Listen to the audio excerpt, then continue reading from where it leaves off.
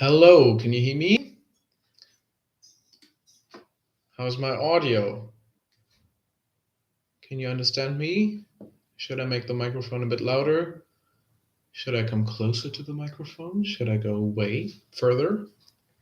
Feel free to give me feedback in the chat so that you can understand anything I'm saying.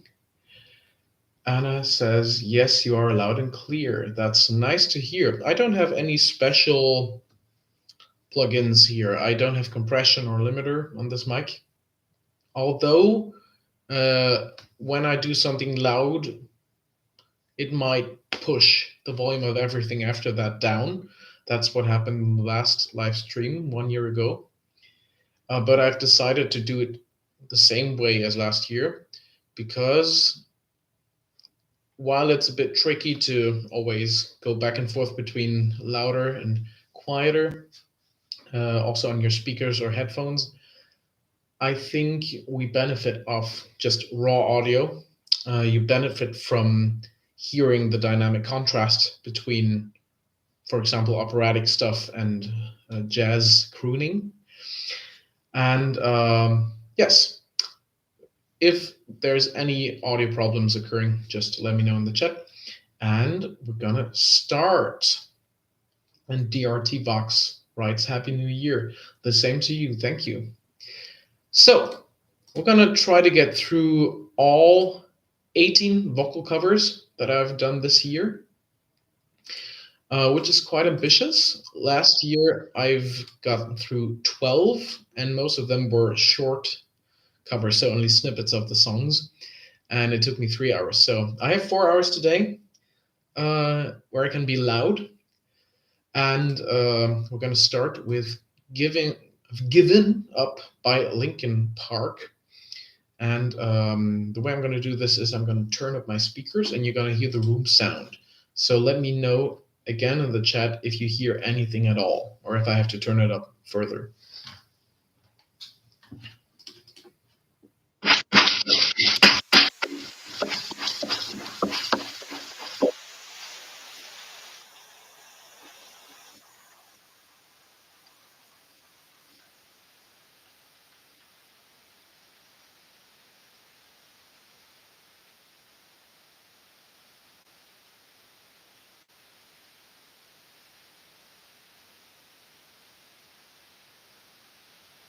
Okay, can you hear that so far?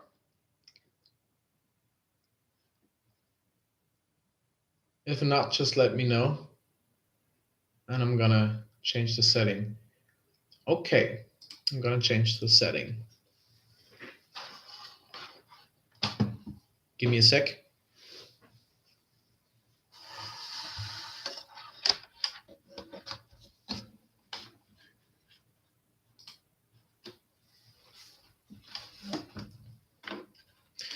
Is it better now?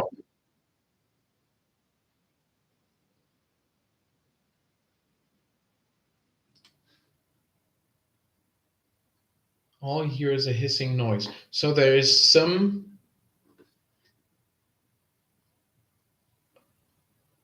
kind of noise gate or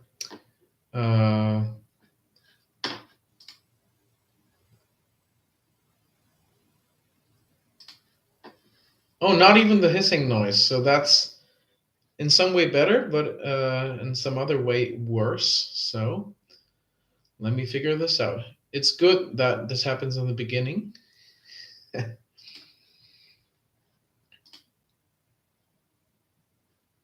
Okay, we're going to do it differently. I'm going to share my screen. And you can tell me in the chat, which I don't know if I'll be able to see it, but you can tell me in the chat whether you see me sharing my screen.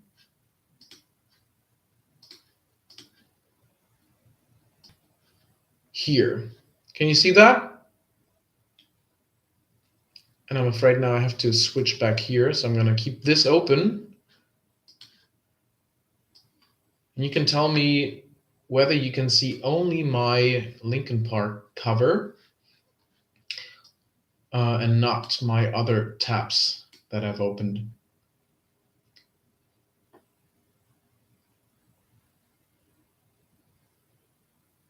So as soon as I have feedback from the chat concerning the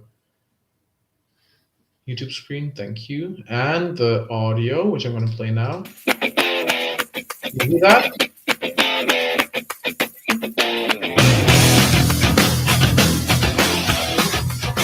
So could you hear and see my given up cover? Good, yes. Is the volume fine? Is it much louder or much quieter than my speech?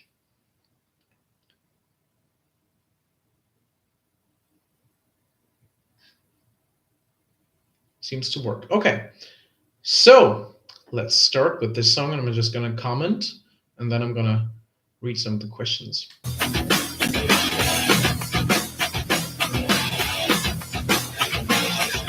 Waking the sweat again, another day's been laid to waste. In my disgrace, stuck in my head again. Feels like I'll never leave this place. There's no escape. I'm my own worst enemy. Okay, so what we have so far is wake in a sweat again. We have speech range, and we have varying amounts of compression and push. If you've seen my Rough Vocal Effects Revisited series, I think episode 2, you might be familiar with compression and push as concepts in relation to false fault distortion. But while we have some false fault distortion here, these concepts also apply to singing in general. So if I just sing a note, in flow phonation, it's neither compressed nor pushed. If I start to compress it now, I might at some point end up in hypercompression, but even before that, you can already hear kind of pressed quality, right? If I push into it,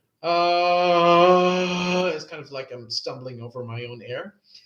And even if I talk with a bit of push or with a bit of compression, you can hear these, okay? So I'm playing with these parameters. Wake in the sweat again. And the distortion that I get is kind of a result of certain amounts of these or combinations of these. And this is roughly what I hear in the original and what I think makes for a very frantic expression, if you want to call that. I've given up. I'm sick of feeling. Is there nothing you can say? So what we have here now in the chorus is belting with a bit of distortion. So we have we have this kind of pitch. I hope you could hear that now and it didn't clip too much. Give me a bit of feedback on that one. And then on top of that, we have a bit of false fault distortion. And the tricky thing about this, in my opinion, is not to get the pitch or the distortion, but to get it in exactly that kind of way.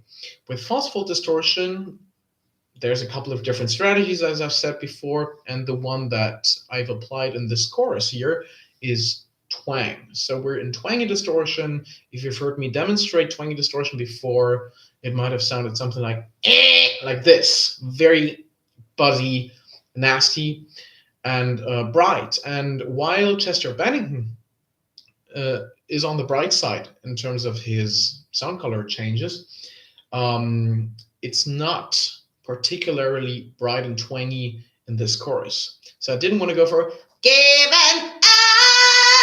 That sounds too much like, I don't know, Bon Jovi, whoa, around way.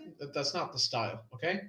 So the tricky part in this chorus is to keep the darkness of what we would call overdrive in CVT, while still having enough twang to not having to rely on other strategies such as compression or pushing too much in order to get a false fault distortion. You cannot just push for a distortion up there. The pitch is too high for that to work at all, let alone sustainably. You could do it with hypercompression. Wow! Like this. I've done something similar last year with the Alice in Chains cover, Man in the Box. But I wanted to be relatively close to the original here. And whether I've succeeded doing that or not is up to you. And I've already read a critical comment DRT Vox wrote, "I didn't really like your sound and given up, even though it was twice as long as the original." Yes, so I've went for twice the length of the Scream just to brag a bit. For the first time, I felt that Tony Link is not a god, and this is very important. First off, I'm not a god. Nobody else is a god. Nobody else is a guru. Nobody else is whatever superhuman entity you might project onto it. And it's also important to see and to hear, oh yeah, this is how they do that sound. It's not something that's not achievable for me. In fact, I don't even like it, and I think there's flaws about it.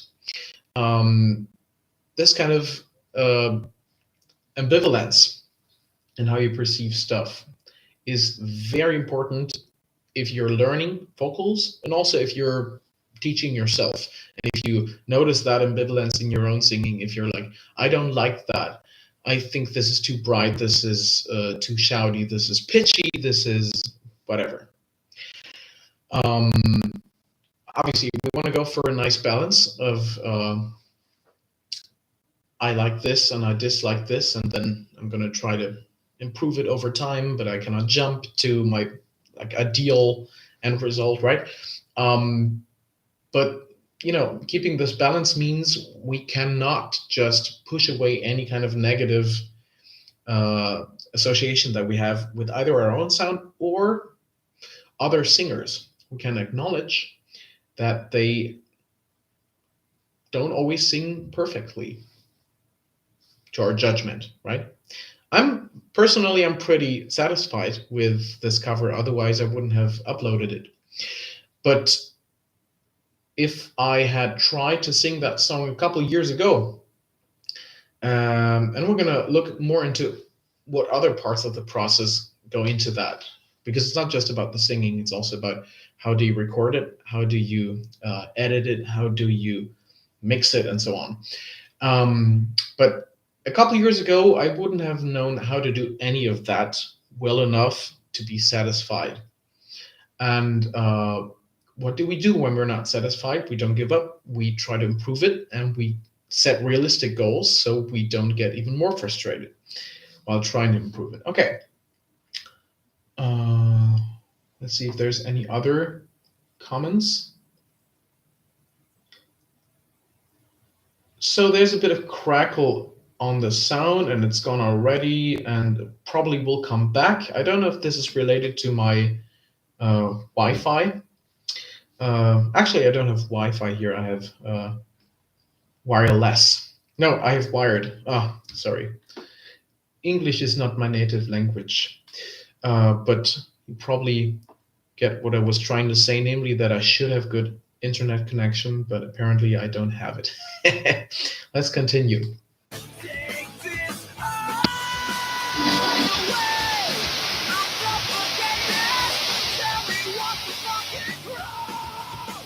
So what we have here is a medium fry screen, okay? And this is the first time I've used medium fry as a technique on YouTube, because medium fry is a relatively new technique to me. I've started working on this basically when Chris Lipe started to upload his first videos on screaming. He doesn't call it medium fry, but he teaches this technique. And I've talked about this in Rough Vocal Effects Revisited episode 3. As well as before already. So this, tell me what the fuck! So this is clean or with a bit of distortion, and then on wrong, we want this kind of breakup. And as you could hear right now, there's this kind of flip happening that catalyzes fry, or as I like to call it, creaking, based on the CVT terminology, which I find clearer. And this is not really the same kind of creaking intensity-wise that you have when you're tired or lazy or in morning voice, but the intensity is high, which I call it, which is why I call it medium fry, which implies a lower and a higher intensity. And we're going to get to both here. I'm going to play it once again for you.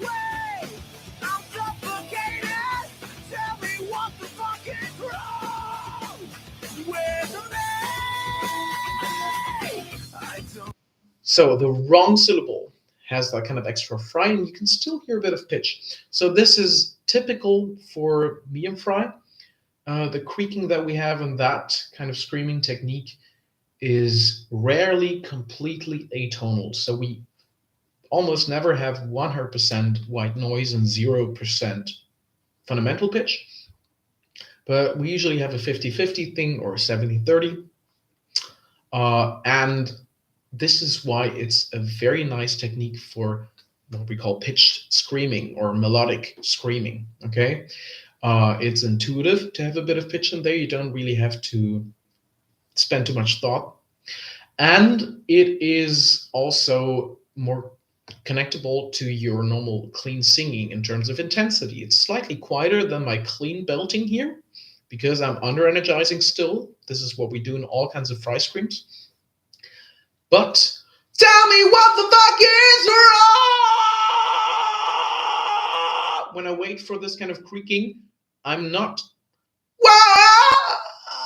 suddenly getting much smaller and quieter. I'm not changing my expression too much. The expression stays the same, even though right now I had to wait a bit for the creaking to come in, so it wasn't really the same phrasing as the original song anymore. But I'm not trying to make anything smaller and just under energizing. I'm getting lazy. My shaping, however, is the same as if I was going for a full belt.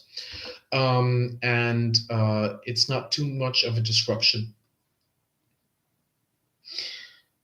How many attempts did it take me to record that? So generally, and I'm going to talk more about this with one of the other songs, but generally with most of these YouTube covers, I did like 5 takes. One where I try to go through everything, like a 1 take, maybe also 2 1 takes, and then sections. So I record the verse a couple of times, then I record the first chorus a couple of times, then maybe I jump to the second chorus when it's very similar to the first one, then I do the second verse and so on. So this is pretty standard studio practice, at least if you want to get through stuff quickly. I mean, obviously the quickest way of them all would be to be very well prepared and to have practiced the song so much that you can just deliver 1 take and it's so good that you don't have to do anything else. But that's not how I work, and this is not how most people work nowadays when they record. This is not how Billie Eilish works. There's a very nice like mini documentary or documentary snippet on YouTube where she explains how they comp vocals. That she does like, I don't think she does 80 takes. I think she does a number of takes and then there's like 80 different comps throughout like a 3-minute song or whatever. You can look that up. And it's not because Billie Eilish is not a consistent singer. In fact, I'd say that she's one of the most consistent singers in terms of how similar she sounds live compared to studio. She's not pitchy. She's not straining herself or tiring herself out. And still, she's going for so many comps. So for anyone who doesn't know what that is, basically we're taking a part of take 1 and then we're taking another part of take 2 and then we're compiling them, right? We're picking and choosing the best parts of several takes. Why is she doing that and why am I doing that and why are many other people doing that? You can look up Ariana Grande and other pop vocalists. You can also look up rock and metal stuff. It doesn't really make a big difference anymore which particular genre we're in. If we want to work up to a certain industry standard, that's what's being done. Why? Because, I mean, you can call it perfectionism, but you can also just say, well, we're recording a studio product which is going to be compared to other studio products. It's automatically a studio product because you're not live in my room, right? Why are you not live in my room? Because this is a YouTube channel and I'm serving to an international audience, right? So why can I just upload a one take or whatever my live microphone and then like a bad phone recording? Because you're gonna compare it to other studio products. It's gonna sound shitty, comparatively shitty, even if I sing it well, even if I have prepared it so well that I'm satisfied with my live performance. And it's also gonna look shitty. So what I did is I recorded it at least a handful of times with some of these songs and some specific sections more than that. I'm gonna get into that, as I said. I'm gonna show you untuned versions also, because the reason is not that I'm trying to hide flaws or that I'm trying to make myself better than I am. The reason is that I want to deliver a good product that people like to watch and listen to. And obviously, this is a lot of work, time, and energy that goes into these, and no money uh, that I'm getting out of these videos. So I want to at least be satisfied with them if I already invest that work, right?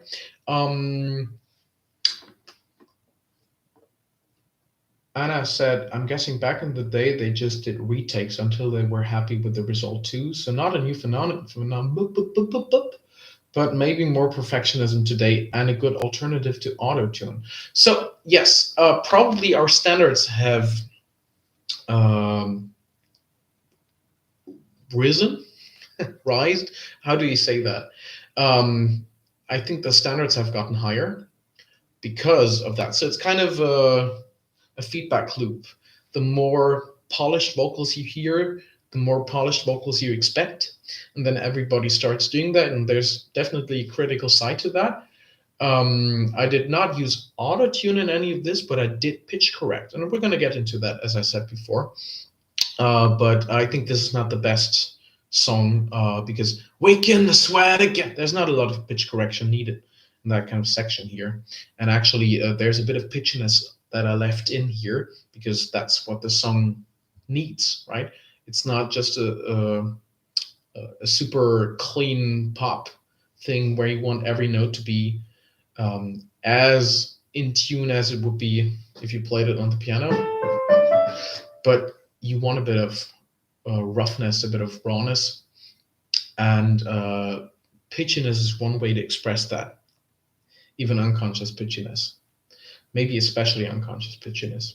But yes, we're gonna get into that. I'm just gonna answer one more question before we listen for the rest of the song. How stable are you in such vocals in life? Can you sing like this every day, or is it a lucky coincidence? So this depends a lot on the specific technique.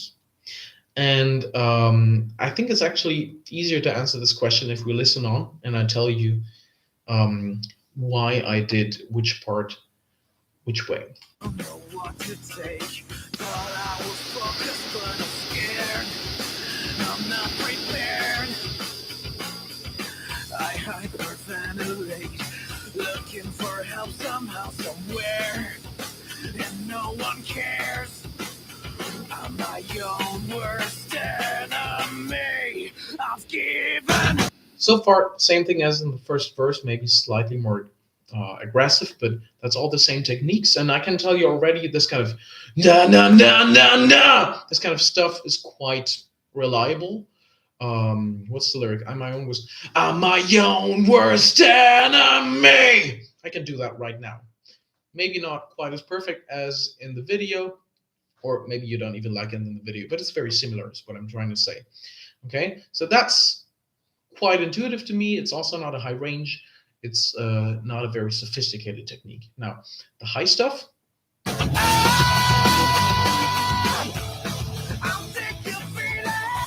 I've already demonstrated this high note once or twice today, but so this is something that relies more on me being fit, having slept well, having eaten well. So what I'm saying is this is more prone to failing on a bad day. Given as you can see right now, I can just do that because I don't feel bad. But it's something that I wouldn't try very early in the day because I have acid reflux, I have allergies, I have not the healthiest eating and like lifestyle in general habits. So this is something that if I had a bad day would not work as well. Which doesn't mean I could not sing this song. It just means that I would have to make some adjustments. I would have to be a bit more lazy with my articulation and not over pronounce every single consonant. I would maybe even have to make some vowel modifications, given, well, there's not a high note yet, but any e vowels, any u vowels, closed vowels in general, I would have to open up, maybe to the point where e becomes eh, as in feed my eyes, fag my eyes, Man in the Box by Alice in Chains. And in rock music, I guess you can afford more of that distortion of vowels than in other genres. Um, Another way of avoiding cracks, if you feel like they're more likely to happen on that particular day, would be to go for more of a mix. So not a full belt, hey, but hey, a thinner coordination. I hope you could hear the volume difference. Maybe the first one was slightly clipping, the second one wasn't. I'm not sure. But what I'm saying is there's always ways to adjust to your daily condition. And this chorus is definitely trickier to sing than the verse of the song. Now, as you asked specifically about rough vocals, medium fry, as on tell me what the fuck is wrong, this syllable for me is trickier. I'm not very reliable with this technique yet, which is why I don't really use it live. And I haven't used it last year in the 12 other YouTube covers that I've done. So this is the first time I've used it, and it's only short syllable. And you're going to see that the other screaming part in the song, I've actually done with a different technique, because I'm not very good at this yet. I think I'm good enough to record a take that I like and that sounds good. I'm good enough to teach it, definitely. I can say that with more security than the other thing, because whether you like it or not is subjective, but whether I've taught people this technique or not is not subjective. I've taught this technique to several people. There's actually a lesson on my YouTube channel that I've uploaded with my student Andreas. And amongst other topics, we've worked on medium fry scream. And you can see that the way I teach this works quite well. And I think actually sometimes we're better at teaching the stuff that we have only recently found. Maybe not like last week, but that we're just not as good at, or that we weren't naturally, intuitively, automatically good at immediately, because we still view the technique through more of a learning lens rather than an expert lens, right?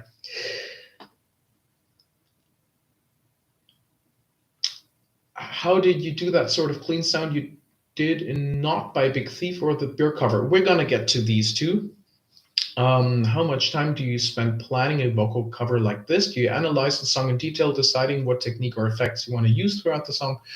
Usually not. I mean, in this case, I know Given Up quite well. It's a famous song, and I've tried to sing it a couple times before, and then I wasn't too motivated to actually put in the work. But this time, I felt ready for the song because I've grown technically.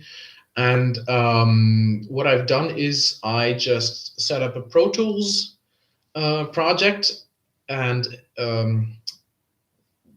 imported the instrumental and tried it.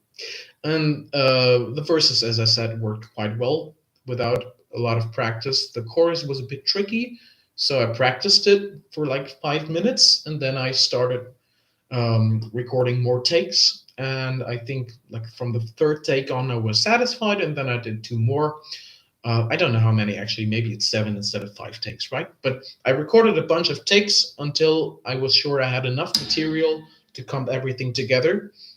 And then obviously I'm going to get to that. But there's more steps to processing audio in a way that we are used to hearing and that we like hearing. But yes, I did not spend weeks preparing the song. Usually these covers happen, the recordings for these covers happen within one day and even 1 hour in some cases. There's a couple of cases where I've revisited covers 2 weeks later because I found something that I didn't like and I wanted to re-record it. And then I decided if I'm going to re-record it, I'm also going to re-record this. So this is why some of these covers actually have like 10 or 15 takes instead of just 5, because I've revisited them a couple of times. But it's not really necessary. I think 5 takes, maybe 10 takes on specific tricky parts, runs, screams, whatever, would be a reasonable amount of takes. Let's listen on. Is there nothing you can say? All the way. I'm suffocated. Tell me what the fuck is wrong. So this is again the medium fry. Where's the And now what we're going to hear is screaming in a relatively similar sound color, but not the same technique. I'm going to do the next couple of screams not in medium fry, but in hyper compressed fry, because I've done this technique for 3 times as long, roughly 15 years now. So that means I'm 3 times as good at it. Okay.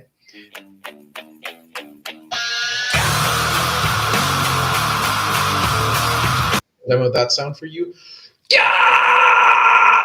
In fact, I actually have uploaded a clip, like a smartphone recording, of my Pro Tools recording session to social media, to Instagram, TikTok, Facebook. And on TikTok, actually, it's my, it's not viral, but my most clicked video. So it seems that people actually do appreciate rough audio, but also there's comments under this video that are like, why do you have your SM7B microphone if you're going to post smartphone audio? Which, well, wait 5 days and you're going to hear the processed SM7B audio. But there's always going to be certain preferences for either a more polished industry standard studio product or raw audio, live audio, maybe slightly less consistent performance with more flaws, and you might interpret that as more authentic or more human. Or I don't care, because all I'm doing is I'm trying to make a product that I like, that represents how I sing and scream, and that might also attract a certain audience that wants to learn the same kind of thing from me.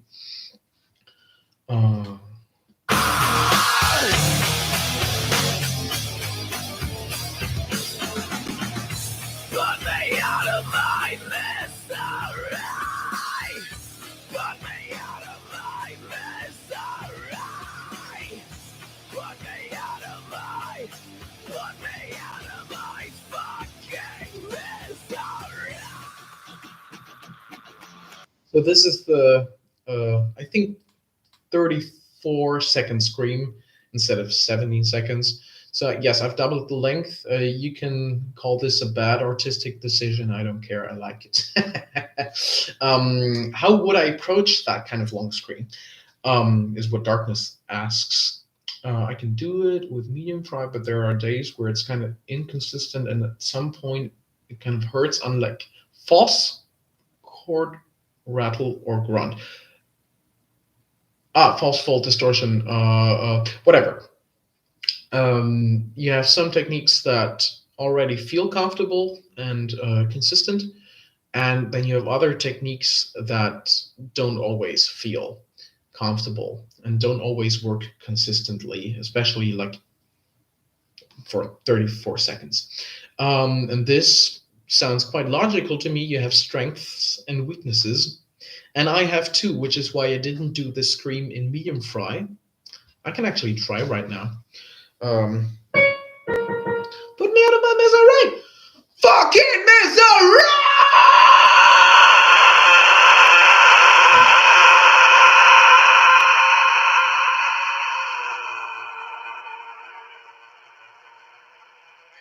so this wasn't the full 34 seconds. But this was medium fry, and this is roughly the way that Chester Bennington does it. But I just think that my hypercompressed fry scream sounds better and actually closer to his scream. Why does it sound closer, even though it's not the same technique? Because Chester Bennington was super good at medium fry screams, and I'm pretty good at hypercompressed, but not very good at medium fry screams. Okay? So the reason I switch techniques is not that I cannot do the same technique as him, but that I cannot do it well enough, but I don't want to wait 4 more years until I am allowed to upload that cover, right? So you can make these same decisions. I'm not saying this to defend myself. I'm saying this to share my thoughts, to share parts of the process, and to empower you to make similar decisions. You don't have to be Chester Bennington or as good as him to upload a Linkin Park cover. But that doesn't mean it has to be shit. Okay?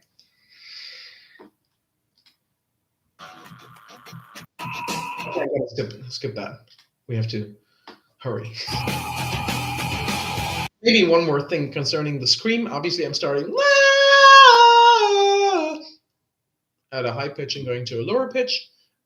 Also, I'm going from a brighter sound color to a darker sound color. He doesn't do that in the original.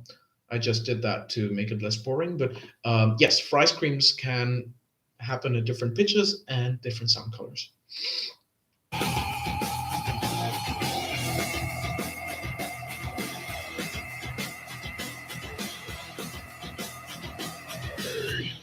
I've given This is the same stuff. One more detail at the very end. Tell me what the fuck is wrong with me. There's gonna be a what I call pushed fry scream. So we have basic fry, wah wah wah, falsetto creaking bass, medium fry, which is instability based and more medium in intensity and registration, and we have pushed fry. Again, there's more detailed info on this on my channel, but let's hear, I think, one of my first pushed fry screams on YouTube. Tell me what the fuck is wrong with me. It's only the very last second. The reason I'm not demonstrating it right now is that pushed fry, as you can hear from its name, is not as sustainable as the others. You can definitely afford 1 or 2 of these. And I actually recorded like 5 at least of these, right? But yes, pushing is a strategy that gives you a nice atonal or broken up desperate scream, but it's not a strategy that guarantees not having a little tickle after. So why do I categorize or even just use this technique if it's not as sustainable as the others? Because a lot of other people use it and we need a name for everything. And also, if the music calls for that, I'm not saying Chester Bennington did that, but I liked it at the end. I thought that would, yeah, it made sense artistically, right? We're not always trying to go for efficiency or sustainability. We're going for an artistic product. And yes, we can definitely just experiment with that and then decide whether we want to do that more often or not. And today I don't want to do it because I have 3 more hours of analysis in front of me.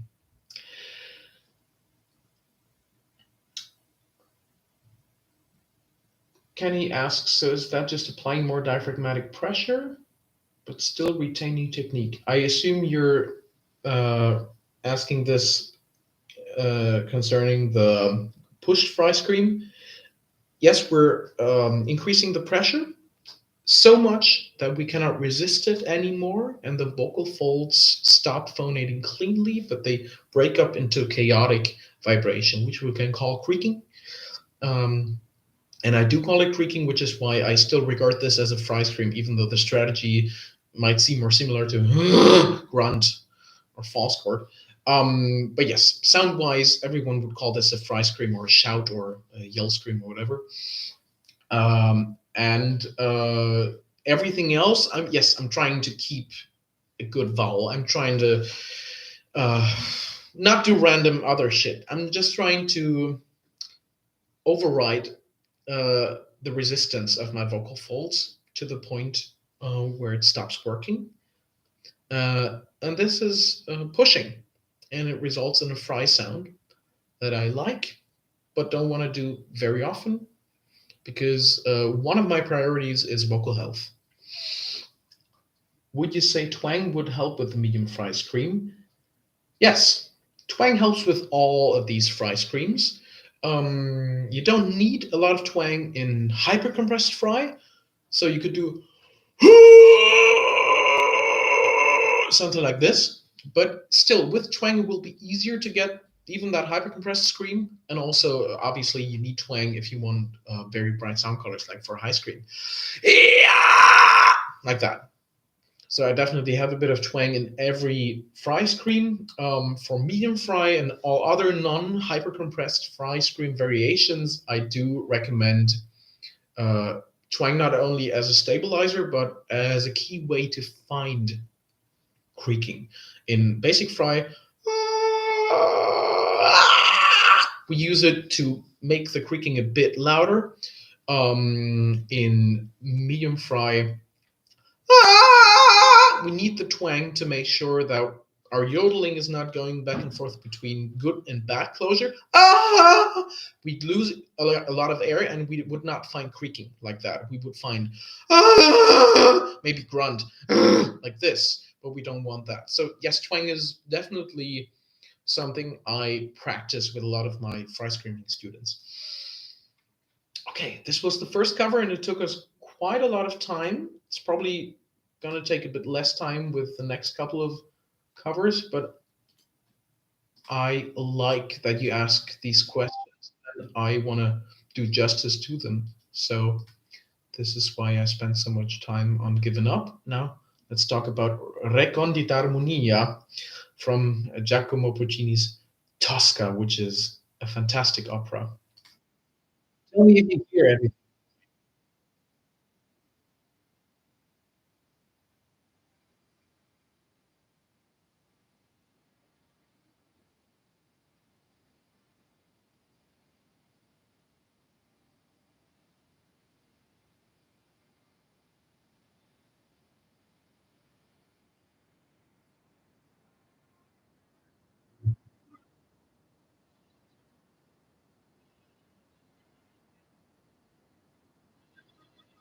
So what we have here is, in CVT terms, edge mode with a dark sound color.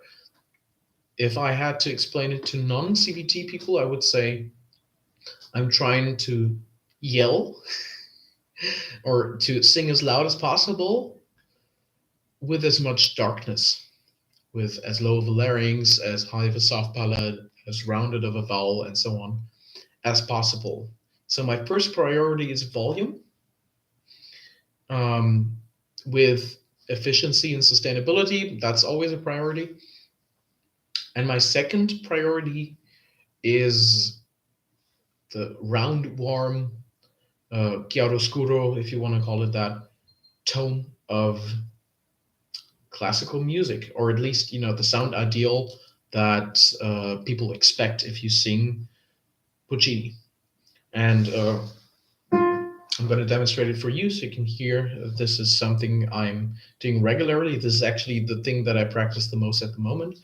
Recondita Armonia.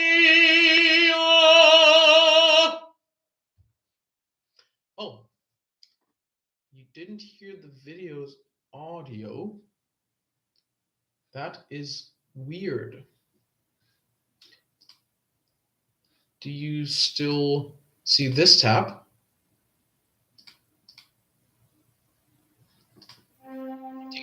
This video now? Okay, so this is really tricky. I have to keep the same tab open all of the time.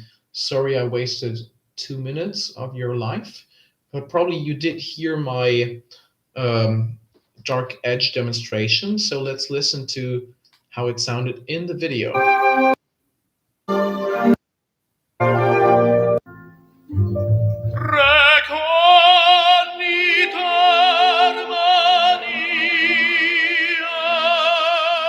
This is roughly the same sound that you heard from this mic. What differences do you maybe hear? The first difference is I was probably a slightly further away from the mic when I recorded this.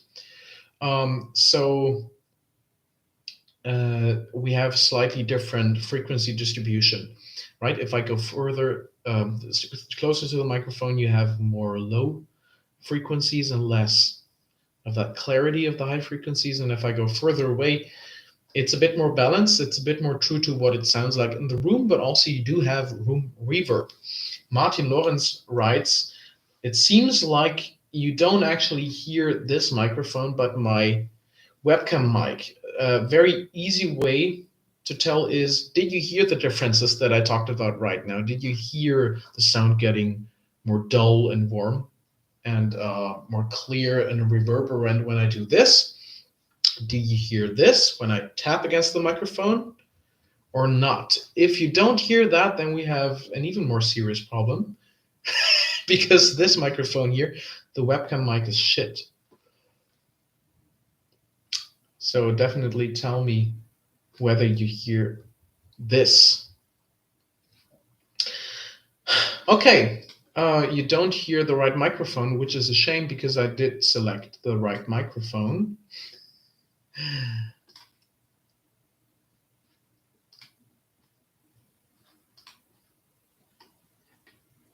And I'm going to try to go back to the audio settings and reselect it if possible. And if it's not possible, we're going to have to continue like this because apparently it was still decent enough to hear what I'm saying and demonstrating at all.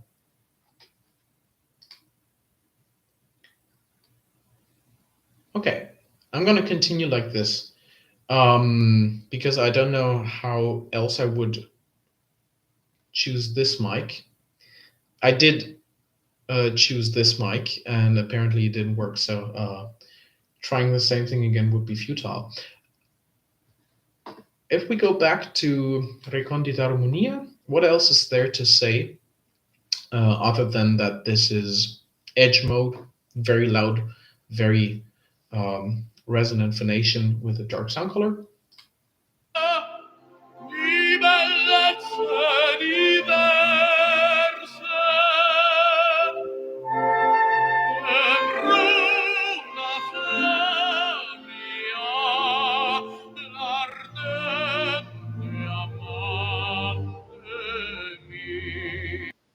I will say that if you go down in pitch towards the speech range, l'ardente amante mia, and I don't actually have to get close to this mic because it's this.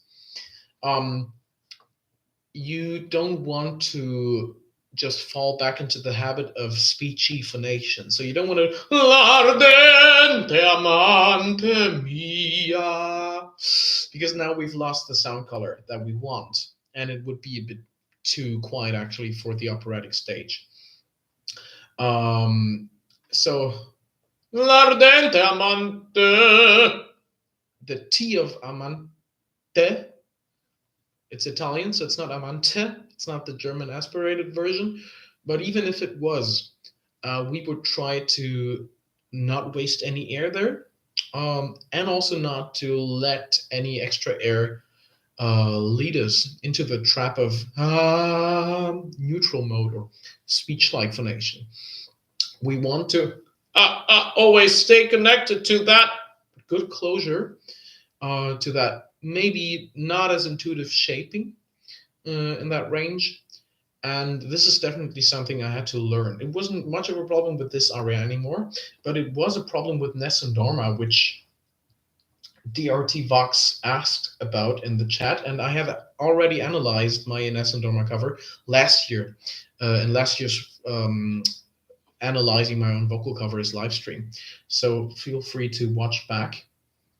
And I do remember in Ines and Dorma, I had to practice that. I had asked some of my opera friends about my first couple of attempts, and this was one of the things they criticized, that my airflow was too inconsistent, that sometimes it was almost breathy, at other times a bit pressed, and that we want more of a middle ground usually. Okay, I'm gonna jump to the end of Recondita Armonia because there's some interesting stuff happening there.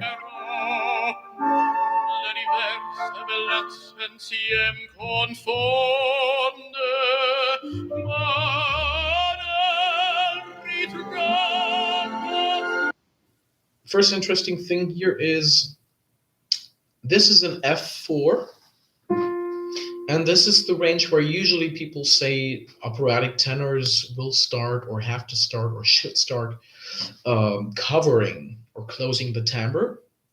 And I did not do that here.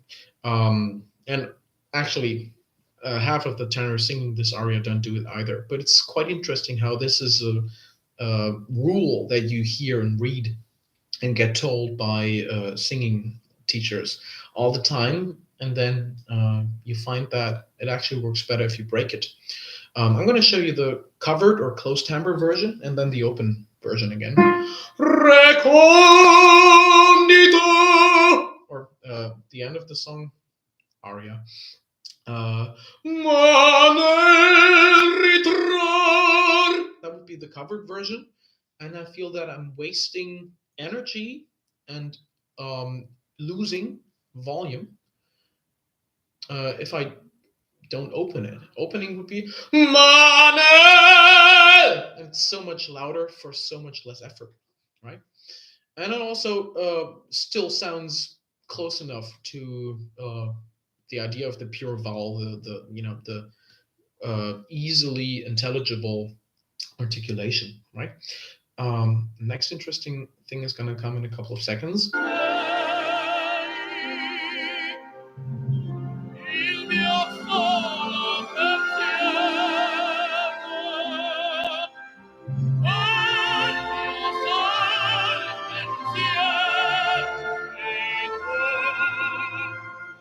So this is mio sol pensier sei tu. This is the same thing I just did up to the A4. And now for the B flat 4, I'm going to switch strategies.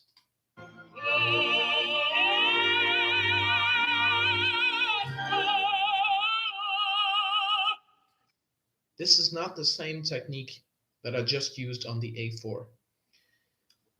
Instead, what I did is I went to hyper compressed edge. So I'm still going for a similar shape, low larynx, lots of twang, blah, blah, blah. But my abdomen is stiff now. And it feels more like lifting a heavy weight. The same thing that I do in hyper compressed distortion. Whoa! Hyper compressed screaming. Put me out of my misery! I'm doing in this opera aria. Like this. Actually, I was a semitone sharp now. This is one of the advantages of hypercompressed opera edge. It likes to live at a high range. It's quite intuitive. It's easier to hit high pitches like that. And I mean, B flat or B4 right now is not very high. You could go higher. This is high C. C sharp. You don't really have to do that very often. Now it's starting to get trickier at D5, but you could go on and on. I can tip on an F. Okay, that was shit, but what I'm saying is hypercompressed opera edge to me is much more intuitive and reliable at the moment than normal opera edge without hypercompression. So while I did record a couple of takes of this B flat 4 in normal upper edge, and it works right now, as you can hear. I prefer the more twangy and I guess Pavarotti-like sound of the hypercompressed version. The Pavarotti association is not my own. Someone wrote that, and I take the compliment. DRT Vox writes, after your cover, I also started practicing Nessun Dorma, and I feel everything's fixable except the duration of the last note. I'm not even close. Yes. So, I mean, I think how long you can sustain something comfortably, reliably, depends on how well the strategy works at the moment. If I tried the Nessun Dorma B4 right now in the same technique that I used back then, it's actually going to be a bit worse than 1 year ago, because I focused mostly on hypercompressed edge this year. And my normal edge, it hasn't deteriorated, I wouldn't say that, but use it or lose it, basically. And I didn't use it a lot. So I didn't completely lose it, but yes, I might actually feel similar about this right now. I'm going to try. And you can hear after like 2 or 3 seconds, it's starting to break up. Okay, so I do have that note. I could make it easier by raising the larynx more. Right? That's kind of the sound that I had in the original Nessun Dorma cover. I find it too bright already. I would sing it differently now. I don't have any of these problems. If I do hypercompressed edge,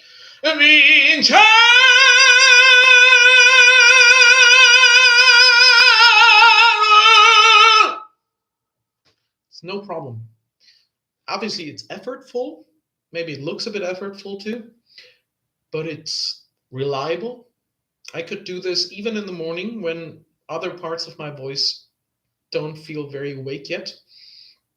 So I think getting good at any of these strategies, either the hypercompressed one, which I am good at because I've done lots of hypercompressed stuff, hypercompressed distortion, screaming, and so on for years, or just the normal opera edge or opera curbing, opera, there's many possible ways to the operatic high range, not just one correct way of singing. I do have my preferences, but what I'm saying is choose one that you like and practice it until you get better.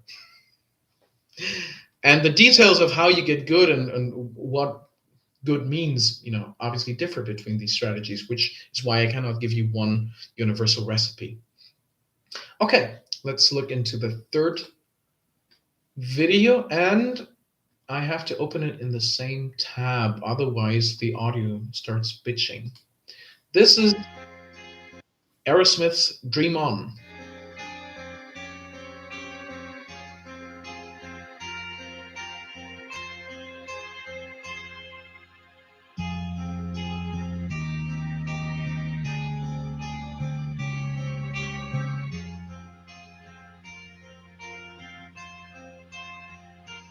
Okay, let's skip this. I wanted to show off my fancy glasses. I have way more than 18 pairs of sunglasses now. So if I record more covers in 2025, there will be more fancy sunglasses there too. But yes, that's, I think, 30% of why I wanted to record as many vocal covers this year. So Every time that I look in the mirror, every time. So this pitch is interesting because this is something you could very easily either yell or already do in falsetto. So every time. By the way, when I say yell, I don't mean it in a negative way. I just mean yelling as a neutral description of what you could do and what I'm trying not to do here. I'm also not trying to every time do it in head voice or falsetto. I'm trying to do it somewhere in between, and we don't have to use the bad M word, mixed voice. But we can, and a lot of people would.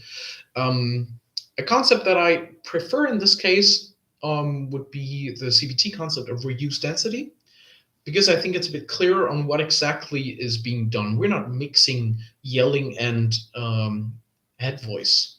How would we? I cannot do both at the same time. I can do an in between, but in between of what? Now, what am I doing when I reduce the density? I'm stretching the vocal folds by tilting my thyroid cartilage forward. The thyroid cartilage is basically what we call the Adam's apple in males, but anybody has it.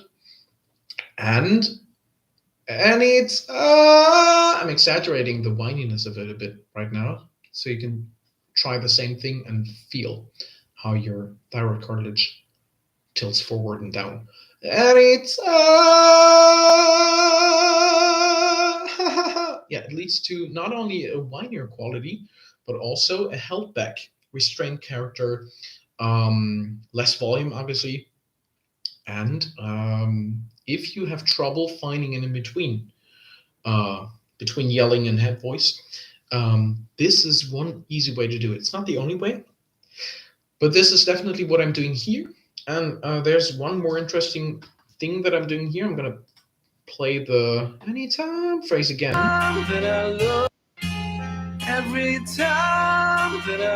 Every time is the lyric, actually. This is one of the things that I had to revisit, by the way. This is one of the songs that I've sung for a long time, and I always sang it with the wrong lyrics. So when I recorded this, and then I listened back, and I compared it to the original, and so on, I noticed this is the wrong lyric, so I had to re-record the first verse. Look in the mirror. Same thing. Listen to the high note and see if you notice anything. Same thing as in the first phrase. All these lines. Did you notice the kind of bleeding, the kind of hammer or goat vibrato? I'm gonna exaggerate a bit. Every time. This would be completely exaggerated, slightly less exaggerated. Every time. Did you still hear it? I'm doing an even more subtle version in this one because I hear the same thing in the original. I think it's cool to try the original techniques and then make a decision on whether you want to do it the same way. If I had to sing this song live regularly, I wouldn't do that because this kind of vibrato, it's not very intuitive to me. And I don't think it's extremely useful as your main vibrato technique because it does hinder some dynamics and range. But yes, I do hear that in at least the original studio version. And I wanted to just show that this is one possible way to do vibrato too, next to pitch vibrato, so the larynx rocking and the thyroid cartilage very, very quickly stretching more and less and more and less and more and less, so we get a bit of a pitch deviation. Or intensity vibrato, where anytime I am kind of putting impulses into the note with my belly. Some people call this diaphragmatic vibrato, which I think is slightly less precise, but it means the same thing. And these all work. And what I did here is the hammer vibrato one. Do you feel like there should be a match between the shape of the sunglasses lens and your big high note vowels? Yes, and there is. What note am I always sure of? I think the question is, what note can I always sing? Well, I can always sing G2 to G4, even on the worst possible days.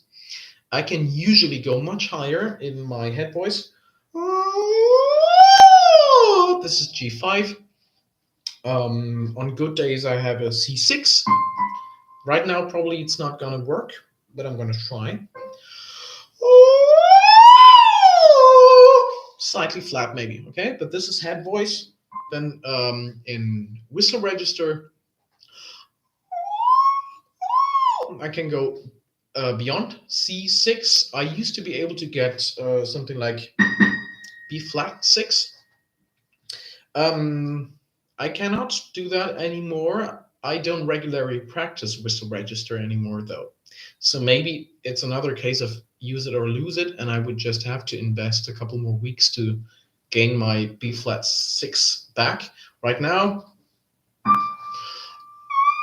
this is a D6, E flat, right? And on most days, I would say on 95% of the days and 95% of the time in general, regardless of daytime and so on, I do have all of this that I just showed you.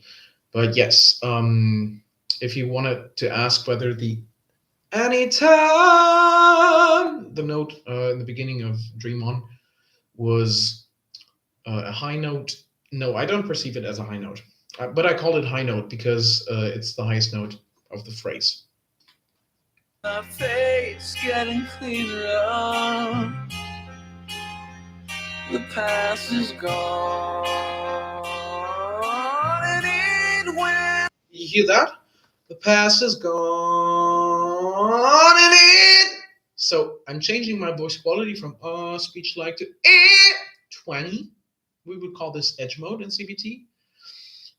It's not quite as released as the operatic edge mode that I talked of, right? It's a bit more restrained, reduced intensity, you could say, and it has false fault distortion on it. If you want any more info on how to create false fault distortion, twangy distortion specifically in this case, you do know my YouTube channel, so there's enough. So I'm not going to go into the detail of that, but yes, there's a lot of distortion in this cover, mostly twangy distortion. Sometimes I'm pushing a bit into it. Maybe tomorrow, this direction, that would be more pushed distortion, but I'm always coming from a place of twang. Yeah, I know, nobody knows, yeah! Okay, let's jump to the end of this. Dream on, dream until the dream comes true.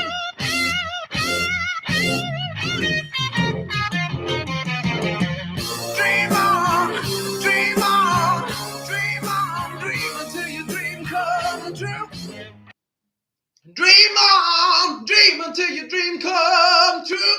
So what you hear on the come is not edge mode. Actually, I'm taking advantage of the aw vowel in the word come,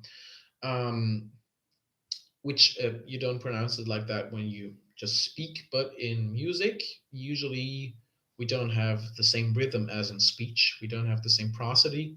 Dream come.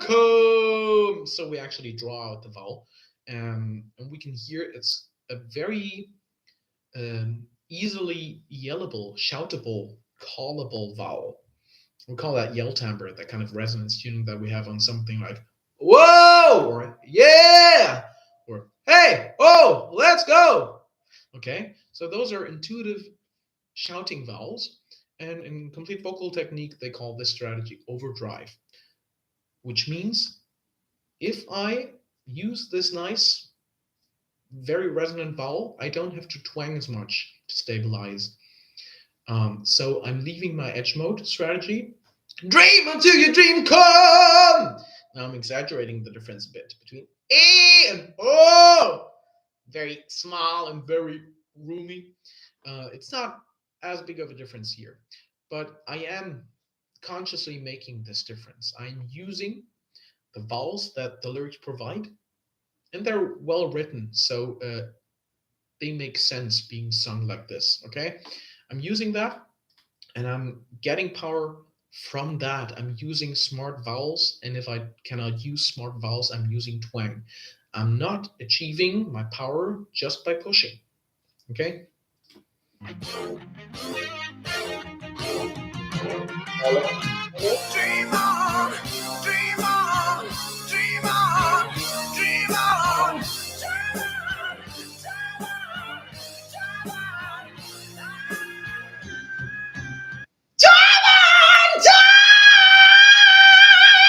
Okay, so this is falsetto. Some people would call this reinforced falsetto. Fine, It's strong. Some people would even call this a heady mix. I would not call this a heady mix. A heady mix to me would be something like this. I'm not doing that. I'm doing I'm disconnecting. It doesn't have to be an audible break. I just did that so you could hear I'm not trying to I'm not trying to connect anything. I'm letting go of any kind of sensation that I associate with chest voice or full voice, modal voice. And I am just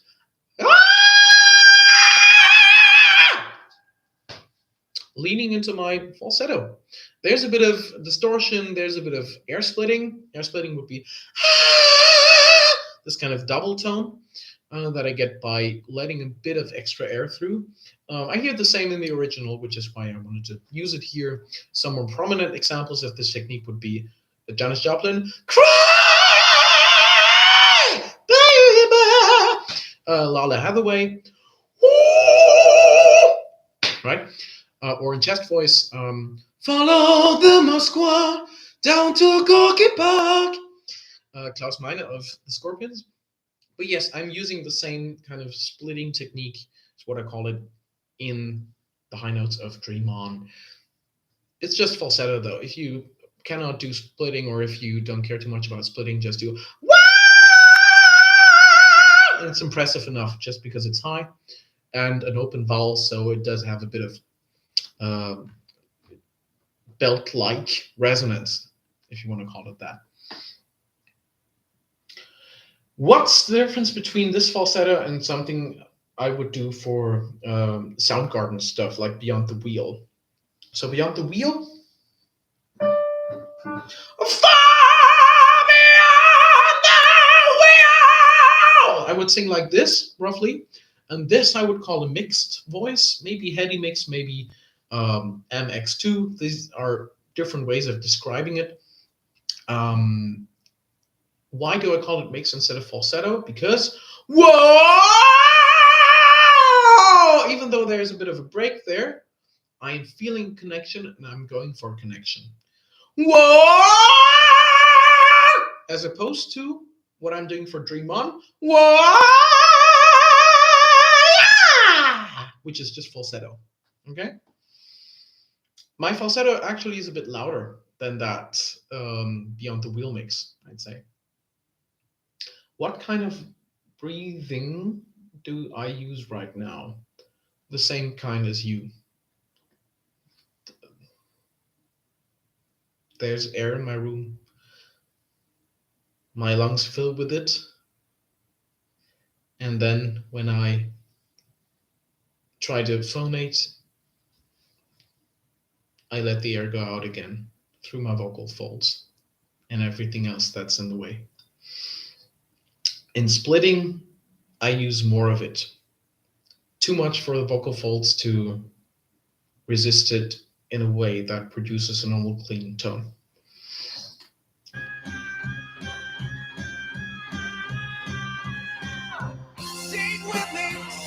This is actually trickier. Going back from the long high note to sing with me, sing fully. Because you might think of the high note as the climax of the song and as the most important part of the song. And if you've mastered that, everything else doesn't matter anymore. But there's like half a minute more of the song that you need to get through. So you cannot just push into the high note. At least if you don't want to fuck up the rest of the song. And yes, I've done another unnecessary thing at the very end of the song.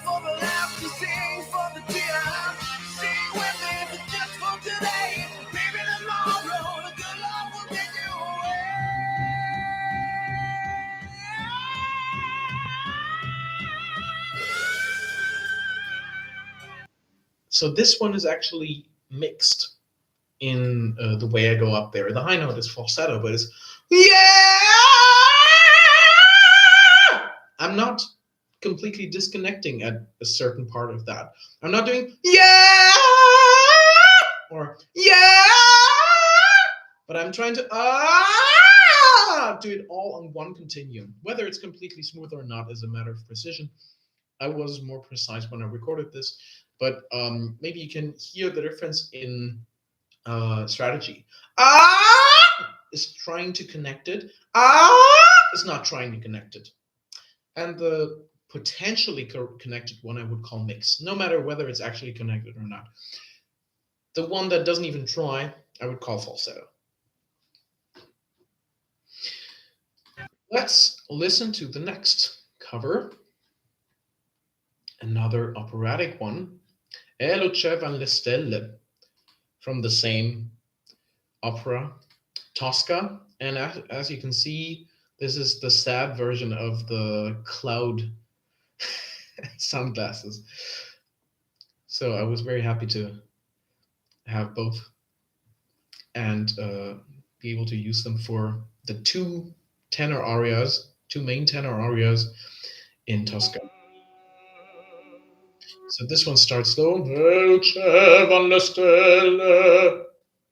quite straightforward.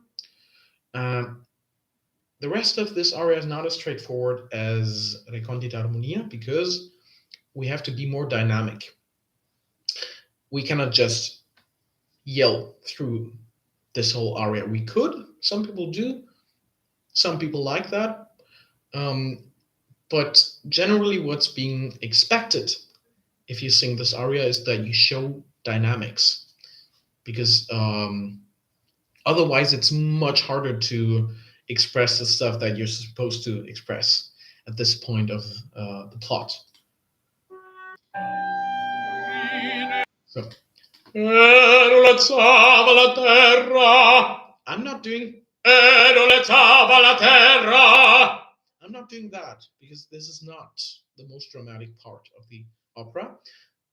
I'm trying to be loud, and I'm going for similar shapes, but I'm also trying to. This is a bit exaggerated now, but I'm trying to have that kind of lyric ebb and flow, right? So don't start the syllable as loud as what it grows to in the middle, right?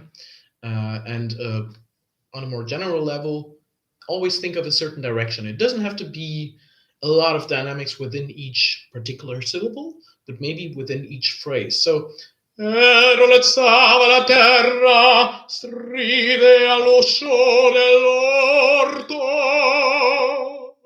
I'm getting quieter at the end. I don't have to. I'm not saying this is the only way to sing it. But if I go for a different version, if I go for stride all'uscio dell'orto, no, that has to influence the next phrase, right? These syllables don't exist in a vacuum, and nobody cares exclusively about how powerful they are. We need to be loud enough. And by the way, I am loud enough. I have this decibel meter, and I checked, and my hyper-compressed Edge C5 peaks at around 150 decibels, which is more than enough. I'm just mentioning this because I've had a couple of comments on social media about how I'm recording this operatic stuff into a microphone, so it cannot be legit, right? Which is quite tricky because I wonder how these people listen to their favorite Pavarotti arias if they don't like microphones. But what I'm saying is volume is one of the priorities of operatic singing, but it's not the only important thing. Now let's jump to the high phrase. First high phrase of the aria.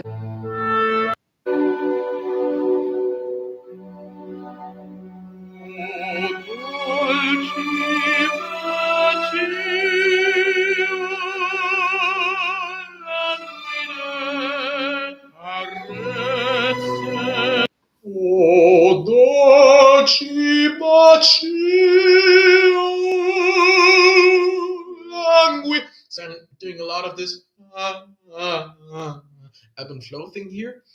Some other people get even quieter on this high note. If you want a really nice version, look up early versions of Jonas Kaufmann's renditions of this aria. He's going to quite an extreme, almost complete dying of the sound. Other people don't do it as much as that. I try to go for a medium intensity thing, a middle ground, so that everyone's happy. But as I said before, not everyone's going to be happy, and it's not important. I'm happy with it. Okay. What technique am I using here in terms of registration? I'm not trying to maintain metal in this moment. I would maybe try to maintain metal. So this kind of chord to the sound if this was a big stage instead of my room. So this is maybe one of the moments where I rely on my microphone. But it depends on the size of the hall and what exactly is the orchestra doing and all that shit. And I'm glad I don't have to worry about that because I'm not an opera singer. But specifically at this part, I'm not trying to maintain metal. I'm trying to maintain a similar color regardless of how much metal I have in the sound or what mode I am in. What vocal exercises would I recommend for the sound? This depends on where you are at the moment. If you can already sing it like this or better, I would not recommend any exercises. Exercises are supposed to bring you from one point to another. And even if I assume we are talking about the same goal sound, I don't know what this point is, where you're starting from, right? So I cannot give you this kind of advice in this context. Generally, for classical singing, we want twang in order to get the singer's form and cluster.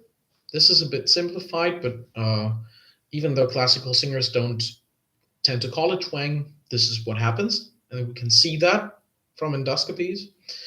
While maintaining a lot of darkness in the sound, low larynx, all these things I've talked about before. So this is tricky. And if you have problems with this already, then we need to focus on a very, very easy exercise outside of the musical context and just try to achieve either that or something that's closer to that ideal in that simple context. Like, that could be an exercise. It could also be slightly more sophisticated. Yeah. All of that kind of stuff that you might have heard before from classical teachers. But what exact exercise is good for you, we don't know yet. We didn't have a lesson yet, right?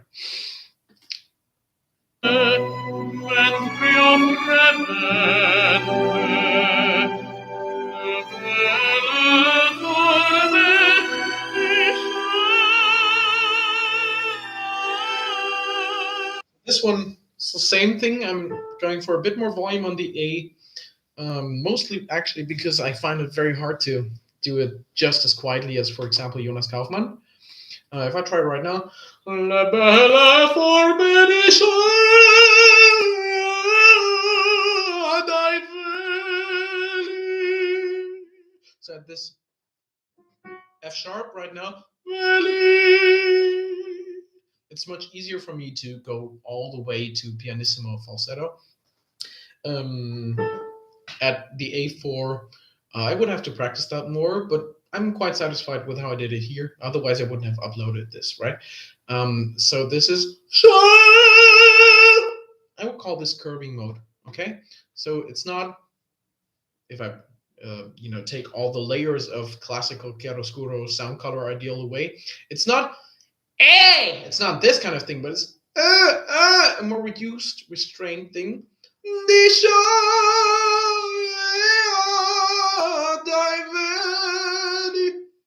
That's what I'm doing with a lot of twang and a low larynx.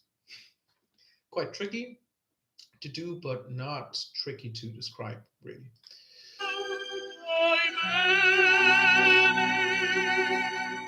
Now for the next phrase, a bit more intensity there. You might not hear it well because there's a bit of audio compression on this. So I'm trying to stay in edge mode here, apart from a little whiny flip there. And now.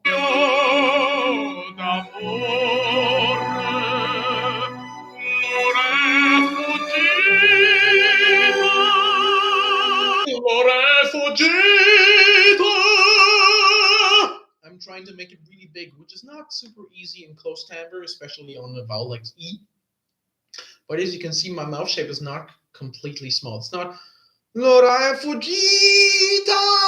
It's not this. L'ora fuggita. That's my shaping. So I'm not really thinking of it as closed in terms of how I approach it. It's just, I'm also avoiding L'ora fuggita because this is not stylistically appropriate.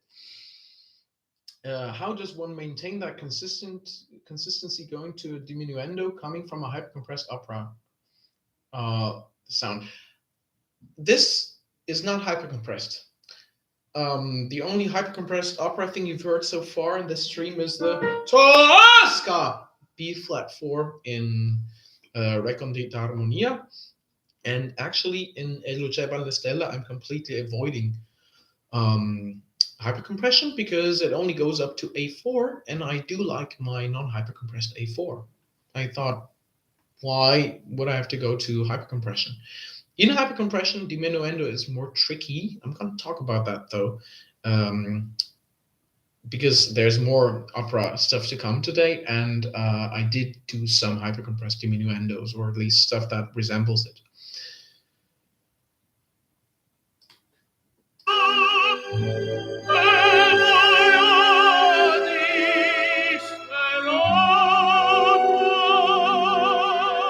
Do you hear the little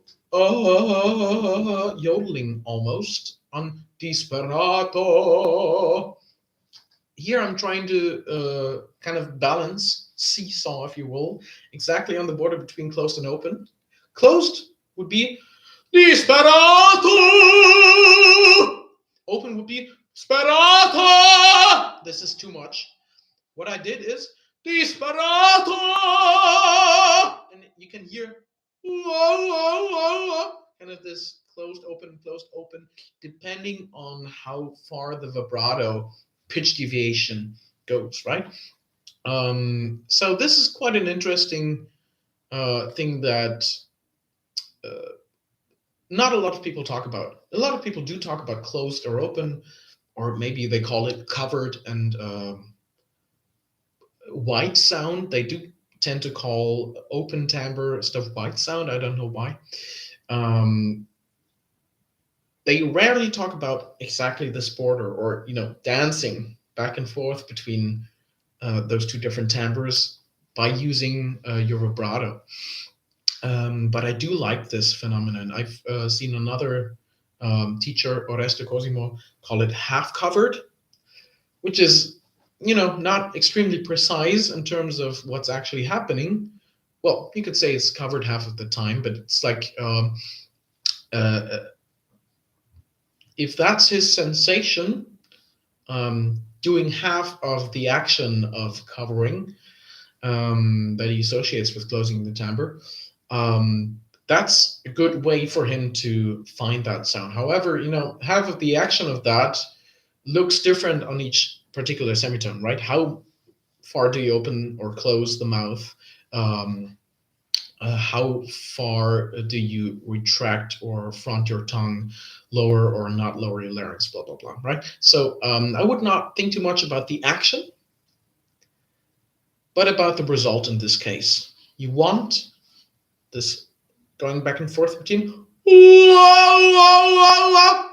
but not by opening and closing your mouth, but by choosing one position that results in closed timbre if your vibrato goes to a peak in pitch, and results in open timbre if it goes to a hill. Okay? And this depends on pitch, how much you have to do what.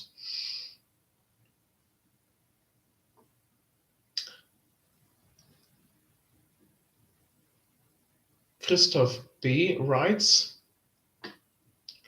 because it lacks the bronze or silver colors of chiaro scuro sounds. I'm assuming you refer to this half-covered thing, and whether you think this is part of the suitable sound for Cavaradossi and Puccini's Tosca or not is really subjective. As long as you do hear that on stage, it's not subjective to say that Disperato is not the sound ideal. This is quite objective because I'm quite confident you've never heard it like this. And if someone has sung it like that, they will have been booed. And classical audiences are quite cruel. They will just boo if they don't like something, which is an asshole move if you ask me. But what I'm saying is, you will not get away with doing stuff that is not suitable at all. I have heard many tenors get away with doing this half covered or open close timbre seesaw thing, whatever you want to call it. And I think the rest of this, whether you like it as an individual or not, is taste. I like it, which is why I did it. But yes, Christoph, you just wrote, I was responding to the question of why it's called white. So this is referring to open timbre. Ah! This, okay? Or in a classical kind of sound color. Ah! Okay? And yes, in a lot of the classical contexts, at a certain pitch range, we will not accept that. But even that one, you will hear that. Not in Puccini, maybe, but you will hear it in Wagner. Hi ho, hi hey! You will hear Andreas Schager approach the Götterdämmerung C5 like this. And people will applaud. And they will actually not only accept this open timbre on high, a G4 above the official tenor passaggio, they will also put up with his very big and slow vibrato that they would otherwise call a wobble. They will put up with quite inconsistent vowel modification tendencies. Sometimes he will open a lot, sometimes he will close a lot. And as a non-native speaker of German, you might not actually be able to understand all of his words because he's not really prioritizing that. Why are people accepting this? Because he is fucking loud. And that's the main job as a Wagner tenor. So what I'm saying is the sound ideals are there for a reason, and it makes sense not to completely ignore them. But as always in art, rules are also there to be broken. And if you look for breaches of these rules, you will find them everywhere and you will like it. Maybe not this particular thing, but this is quite interesting. I originally came to classical singing because I was like, okay, I'm allowed to do everything in rock and pop and metal, and I've tried everything already. I haven't mastered everything, but I've tried screaming and jazz scatting, which we'll hear a bit of today, and riffs and runs and all that. And now I want to learn something where I cannot do everything. I want a clear correct and incorrect. Maybe just a clear healthy and unhealthy, if that's what determines whether it's correct or not. I quickly found out this is not really what people mean when they say correct and incorrect.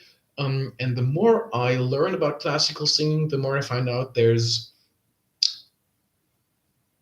more ways to achieve a sound that works and that people actually like. But also more of the same repetition of, okay, no matter how exactly you do it, there's one thing that always needs to be the case. Otherwise, everything else doesn't matter anymore. You need to be audible. There's many ways to sing classically. There's many ways even to sing the same Fach, the same kind of Wagner tenor role. There's many ways to portray a heroic character. And on one side of the continuum, we have someone like Kaufmann who will darken a lot. And on the other side of the spectrum, we have someone like Klaus Florian Vogt who will sound like a choir boy. Why are both singing on big stages. It's not a conspiracy theory, even if you might dislike one or the other or both. They are audible. Actually, Klaus Freund Vogt is more audible than Jonas Kaufmann. But what I'm saying is, if you sing very beautifully, but we don't hear you, we don't care. If you sing very beautifully and we hear you, we care a lot and we like it.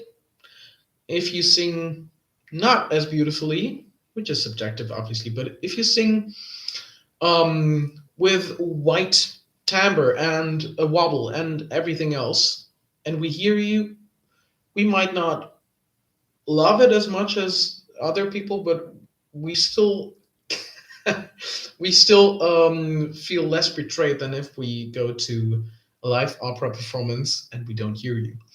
So this is the one constant thing that I just have to learn and as a viewer of opera learn again and again. Volume matters.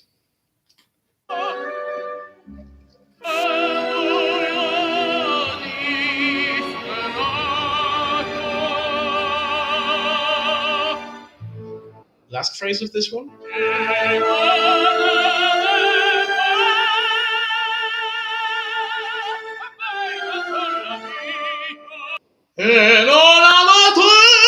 So this is non-hypercompressed opera edge.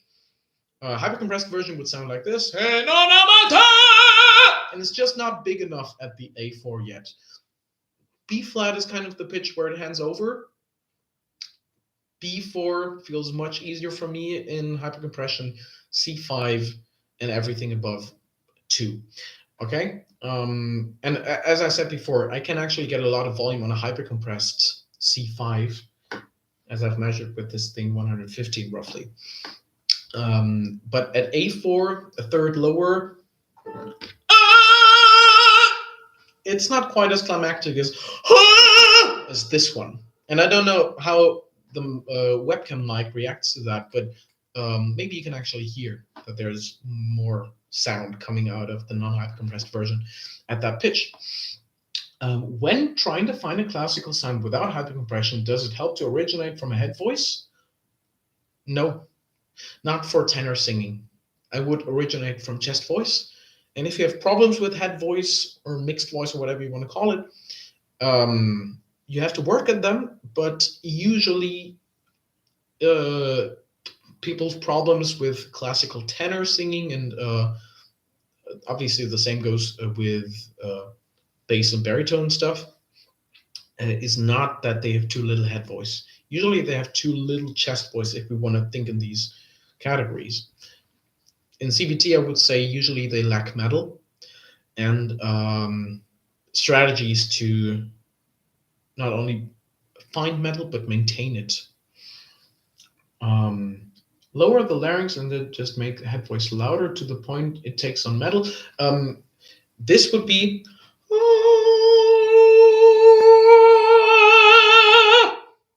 this strategy, and I would say actually it hasn't taken on metal.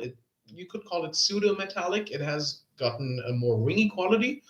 This is what some mezzo-sopranos and sopranos and altos and even some countertenors do.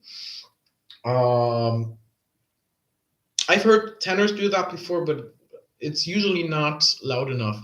If it is loud enough, as I said, people will accept anything that they hear if it fits the musical expression. You know, you're probably not gonna sing Wagner tenor stuff like this. If you were to sing Wagner tenor stuff like this, people would probably not accept it. If you sing Rossini stuff like this, if you do your high C's and bel canto repertoire like this instead of or without hypercompression, yes, I guess if you can sell it, it can work like that. But you can probably feel that I have a different preference, and this preference is not exclusively my subjective taste, but it's also that I think you're gonna run into problems if you suddenly switch to head voice, reinforced falsetto, whatever you want to call it, at a certain range and do everything below that in a chest voice that does not work well enough to bring it up.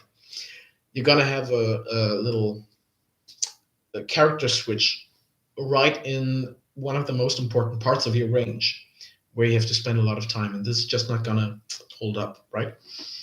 Hi Jay, glad you're watching the live stream.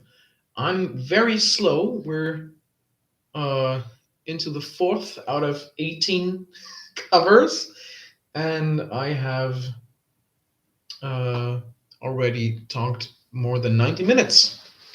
So we're gonna have to pick up a different speed. The next one is Child in Time by Deep Purple. This one I want to use to talk a bit about how I process these vocals. So as I said before, I recorded several takes with each of these, sometimes less, sometimes only 4 or 5, sometimes it's more.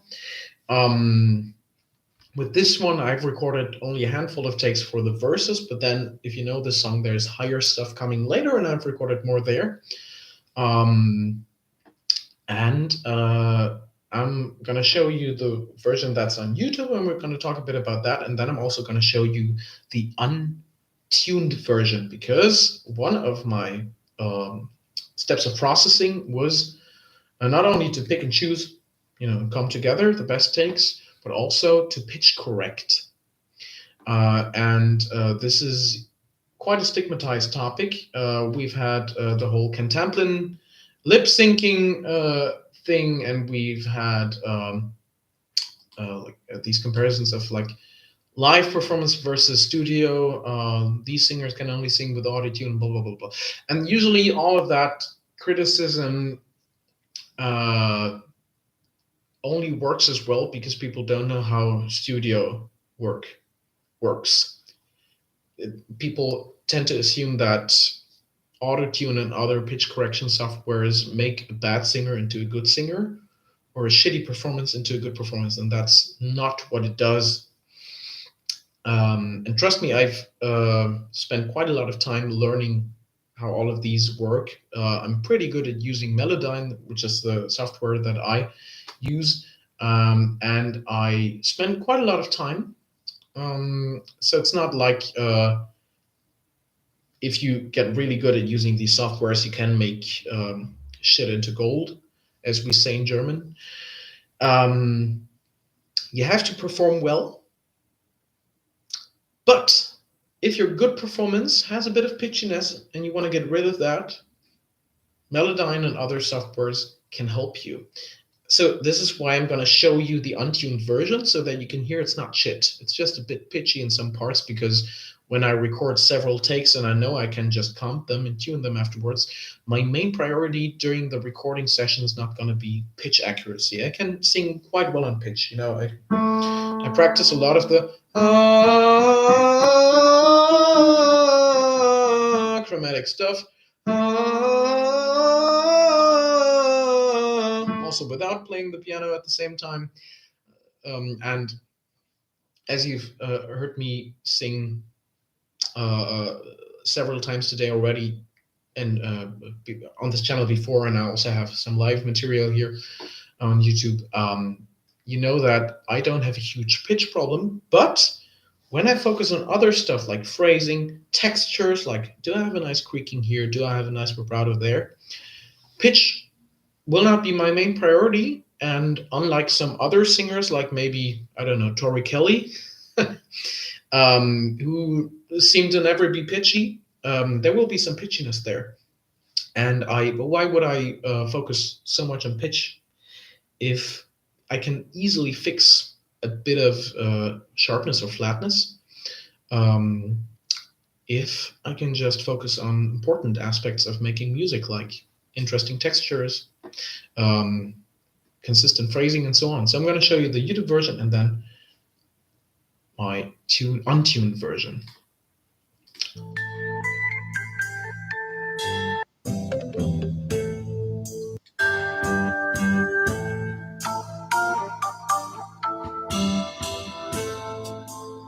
Sweet child in time, you see the line that's drawn between. So this sweet child in time, you'll see the line that's drawn between good and bad. It's kind of similar to what I said about the Lucevan and Stelle thing. We have a lot of this lyric ebb and flow. We don't call it lyric or dramatic in non-classical music, but it's the same principles. I don't just pick one volume, one average volume, 3 out of 10. Sweet child in time, you'll see the line that's drawn between good. Even if I add vibrato and all that, line that's drawn between good and bad, it still sounds boring. We need dynamics. And it's not just, you have a microphone so you can afford dynamics. No, even without the microphone, you need dynamics. But the microphone lets you be even more dynamic, so use that. Sweet child in time, you see the line. This might be a bit too dynamic for your taste, right? So you can obviously play with extremes, but usually you need more than you think. Usually your comfort zone, your perceived sweet spot is too little dynamics. So I try to be very dynamic here. Then later we have a bit of head voice.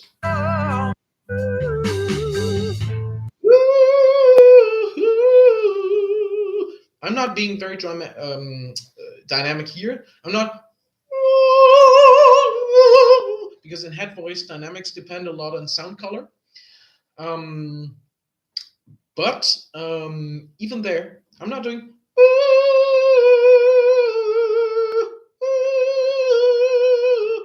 It's boring, right? If this was completely healthy, sustainable, efficient, on pitch, well, a bit pitchy actually, but enough on pitch so that people wouldn't notice if I didn't point it out. And still it's boring, and boring is shit. Okay?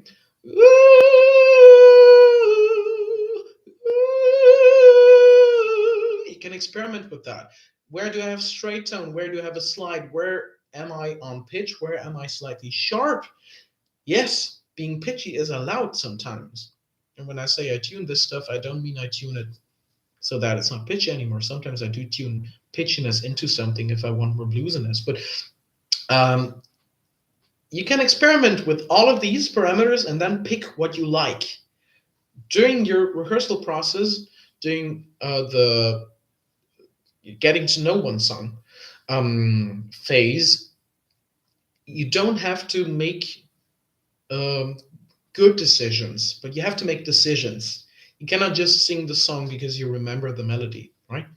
And yes, I did decide for a relatively subtle version here, not as dynamic as the other parts before, because I know afterwards there's going to be a higher part. That's going to be more climactic if I actually keep the dynamics down here, but it's not zero dynamics. And I haven't decided for a low amount of dynamics without having tried out all of these options. I've tried out all of these options, and then I've made an informed decision. Jay asks, can you suggest how to work on vibrato? Yes. If you don't have any vibrato, if you cannot reliably access any kind of vibrato, let's put it like that, pick the kind of vibrato you want to do. In this case, it's pitch vibrato. As I said before, there's also intensity vibrato. But I didn't want to do that here. I wanted to do pitch deviation, laryngeal rocking, okay? So if you cannot do that automatically as a tremor, we have to think of it as different pitches. So what do? We have a metronome. That's roughly 1 second. And as we know, good vibrato is described as 5 to 7 hertz. What is 5 to 7 hertz? 5 to 7 deviations of pitch per second. So let's start with 1 hertz. 2 hertz. 3 hertz. Make sure it's not intensity vibrato. We want pure pitch vibrato, not a lot of volume deviation. and I'm still thinking 3 2 3 2 3 2 3. Okay, 4 hertz. 5. And right now, I'm not controlling it anymore. It's almost going to a natural vibrato already. So maybe it's not exactly 5 hertz anymore, but 4.8 or 5.2. But this is exactly what we want. We want this loss of control. At some point, maybe it's 5 hertz, maybe it's 6 for you. We want it to just release into its own kind of tremor. Okay? I'm going to try 6 hertz.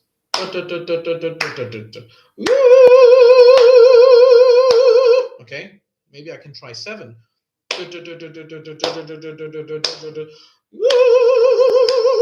Okay, I have to really concentrate to make it as fast as that. But what I'm saying is, at that point where you feel it's releasing into its own kind of thing and you don't think individual pitches anymore, you don't think that anymore, then you have your vibrato. And it's not going to work within one day, but this is how you do that.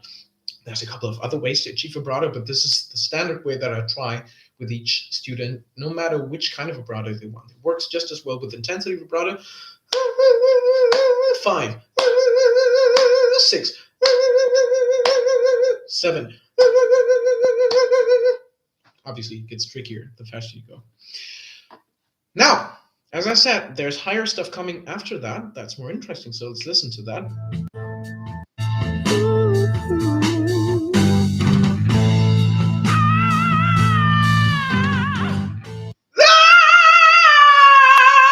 This kind of mixed voice, I would call it. It's quite similar to the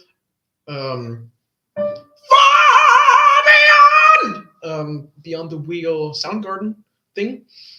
But my mouth shape is different. With Soundgarden, I'm trying to keep everything very small and not mumbly, like that. And here, I'm trying to go very open, right?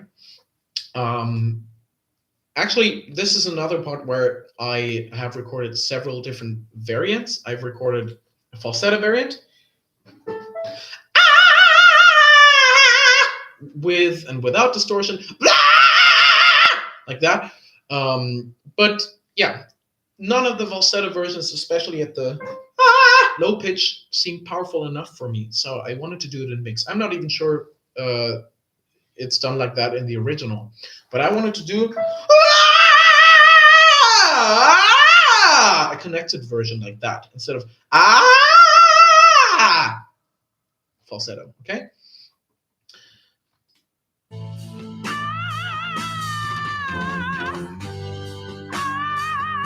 Then when we get to the next pitch, the A5, it's gonna be falsetto. I cannot mix that anymore. I've practiced my mix and I've gotten it to G sharp occasionally, but even if I had practiced on to the point where I've got it to A or even B flat, this is not a reliable strategy, really. At least not for me, right? So I can much more easily get the A5 in falsetto than trying to bring up my mix, which I didn't even reach the pitch right now, but I wasted a lot of energy, right? So let's listen to the way I did it in this cover.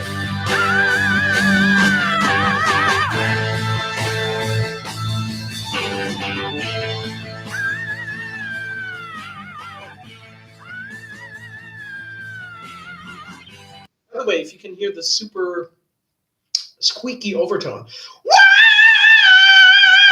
I don't know if you can hear it now with this webcam microphone, but what we have is a very strong first overtone.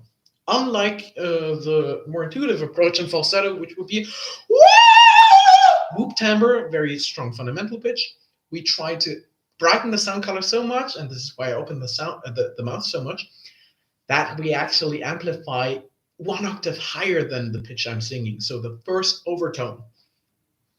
Why? Because that strong first overtone makes it sound belty. We can hear it's falsetto, but it has this certain shoutiness that we know from, hey, I've given up, this kind of middle range, right? Because it shares that same resonance tuning. Now, I promised you that we'd look into the untuned version because I have nothing to hide. The reason I'm tuning this is not that I cannot sing on pitch, but that I am a perfectionist. And now I'm gonna stop sharing my YouTube screen. I'm gonna start sharing my Audacity. I hope you can see this. Okay, let's see if that works. Sweet child in time, you see the line that's strong between good and bad. See the blind man shooting at the world. So as you can hear, there's some occasional sharpness, flatness. And if it was only sharpness or only flatness, I would say we have a systematic problem. So if I was like, sweet child in time, you'll see the light. I'm exaggerating, right? But if it was constantly flat, I would say this is a technical problem. And obviously you can tune it, but it's not going to sound good, even with tuning, because, nothing is right about this. Same if I was constantly sharp. Sweet child in time, you'll see the line. Doesn't work. Occasional pitchiness in both directions. Like when I just sing it right now and it's a live performance and I haven't prepared and I'm lazy.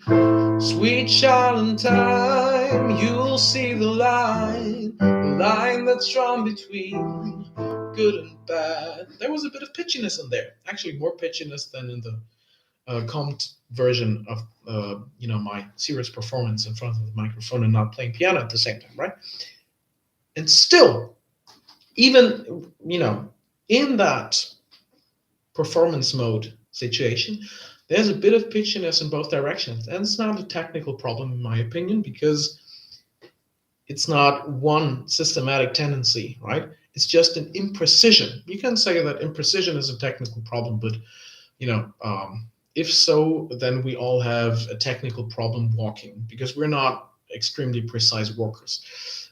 We don't have a systematic problem walking unless we get, whatever, back pain or whatever, right? So that's the distinction I'm making. And I could focus more on pitch. I could try to sweet child and I. But why would I focus on pitch if there's so much more important stuff about a musical performance, like phrasing? I just completely neglected my phrasing. Phrasing of sweet child in time, you'll see the line that's drawn between, or whatever. I don't remember the lyrics because it's actually connected to the melody and my brain gives up if I only speak it. But even in speech, we already have a phrasing and we want to maintain that. Sweet child in time, you'll see the line that's drawn between good and bad. And we want to play with dynamics and textures and all of that stuff that makes a musical performance much more interesting. So you can hear there's a bit of pitchiness in the verse, even though the verse is not a tricky range. There's some pitchiness in the falsetto here.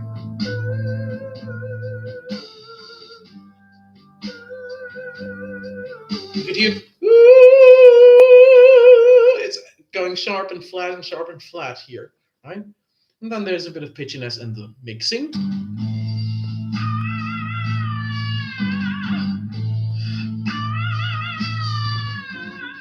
So we have a pretty nice E5. And as I've showed you several times today, this is reliable for me. But when I slide down, E, D, C, the slide tends to be flat. You could actually call this a technical problem if you want. But I could easily solve it if I just don't slide. Okay, so it's not a problem anymore, but I wanted that slide, and in that slide, I tend to anticipate the low note a bit too much, so it ends up being flat. why would I practice this for several days if I just, can record that and tune it, right? So this is what an effective studio process looks like. You record with a main priority and main focus on musical expression and whatever you find important about a particular phrase. And I preferred having a slightly pitchy slide over having a non-pitchy sustained note, either straight or the vibrato. It doesn't matter, right? So this enables you to be faster in your process. The fastest process is not always the best process. If you want to be a very good live singer, you need to repeat the song a lot in your rehearsal room and on stages so that you become more consistent.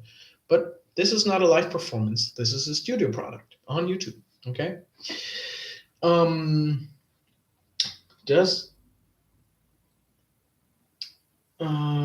gonna try to answer questions. For the E6 type of flageolet whistle. Okay, yeah, I'm gonna play the whistle thing on YouTube. Actually, no, let me play it here in Audacity, as I've already opened up the Audacity thing. And at the end of the song, I have this thing. It's not in the original, but I wanted to brag again.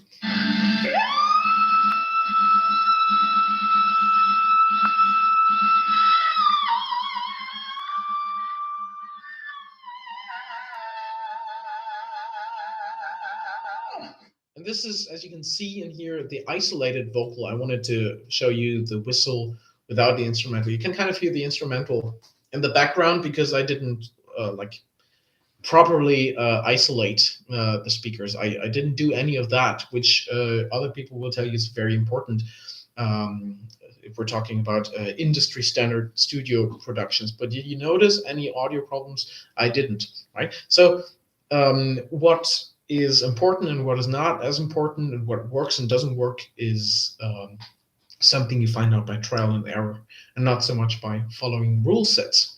This whistle, right now, as I said before, my limit for today is E flat instead of E. So I cannot really say that I'm extremely reliable with this kind of thing here, and particularly the split that happens at the end. If you listen closely, there's a second note coming in. I call this fry splitting.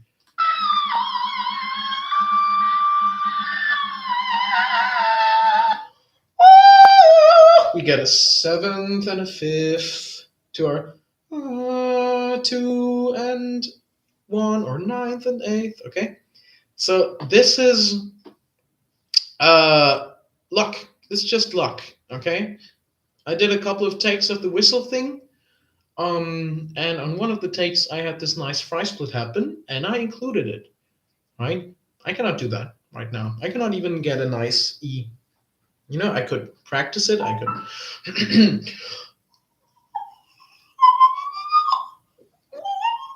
I could try to do these typical whistle exercises that I do, either the boop, boop, boop, boop, boop, boop, upward thing, or the puppy whimper, or the.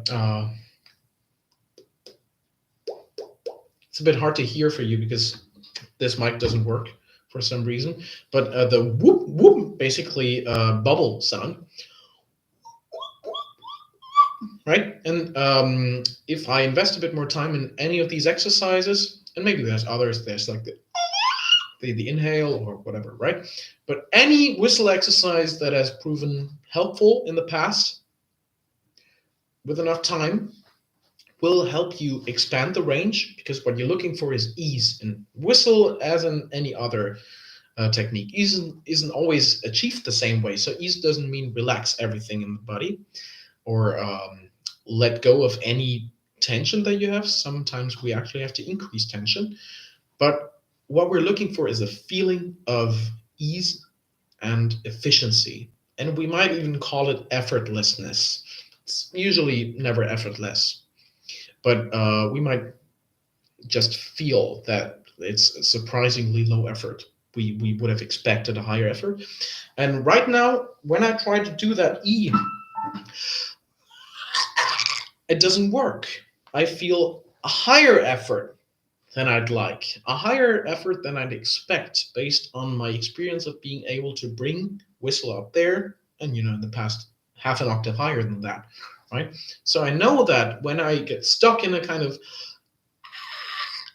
thing where either no sound comes out or it's flat, that the way to potentially gain back that E6 is not to repeat the same stuff that makes it harder and harder, but to trust in any of these exercises. I've mentioned a couple. Maybe other teachers can give you more hints on whistle register. Other people are definitely more reliable in whistle register. And then just to do these exercises and wait for improvement. Don't do it for a year if you stagnate, right? But do be patient. Do give it a week. Do try it on different times of the day and with different like amounts of regeneration time in between, if you know what I mean, right? Just experiment, see what works best, trial and error. And this is what I did here. I know that I have access to whistle. I wasn't sure whether it would be E6 or just C6. In this case, I would have done a minor third instead of a fifth, right? Or maybe on a very good day, I would have gotten an A6 and I would have gotten an A, and then I would have talked about how you could try to regain your A6, right? But it doesn't matter. You just work with what you have on that day, and if you make the mistake of going for a very flashy party trick, and you feel that you have to reliably get that, one way to do that would be these exercises, right? And looking for ease, inviting efficiency. So this is the flageolet thing, and I'm going to answer the question: does this have any relation to the thinned out head voice that can go around A5 to C6? No, not really. If anything, your head voice will be a bit easier if you can already do whistle. Like if you can do your your whistle, and then you go down, and you break into a head voice, and that head voice shares a bit of that feeling of the whistle. A similar kind of tension. I've had other people call it flageolet tension before. Shout out to all the Gregory West viewers. I don't think that a head voice can influence a whistle, or that people can more easily find whistle if they have mastered head voice. In fact, I believe it's harder because they will try to just bring that head voice higher because they don't know how to do whistle yet. The other way around, I think it can work more easily if you can do whistle, no matter whether it's extremely high or not. Whistle doesn't have to be high. You can hear that I can bring it much lower than the C6. But if you can do any whistle at all, yes, that can make your head voice easier. And the better you are at whistle, the better the effects on head voice and maybe other stuff, other registers or parts of your range can be, right? Does it have to do with getting rid of extrinsic muscular tension by pushing in the digastric muscle while doing scales? I don't know what you're referring to, but usually how will I put this? This idea of extrinsic muscular tension and digastric muscle action, or unwanted swallowing muscle action, or whatever wording or variant of that same idea you've come across. Usually the people who propagate this idea cannot help you. This is a very general statement right now, but let's make it more specific. Singing success is not an honest method or school of singing in terms of how scientifically based they pretend to be, in terms of how successful they pretend to be, in terms of, well, we teach every student another octave of range within no time. Maybe they even do that, but the way they do that is they gaslight people into thinking that falsetto is more than falsetto. And I have nothing against falsetto. I just reviewed a song of mine where I used falsetto at 8/5 and at lower pitches, because it's one register as good as all other registers. But what they do at singing success and similar methods is they often lead you into falsetto, and the tricks they use to make your falsetto more efficient are good. If we call the falsetto falsetto or head voice or left register, I don't care.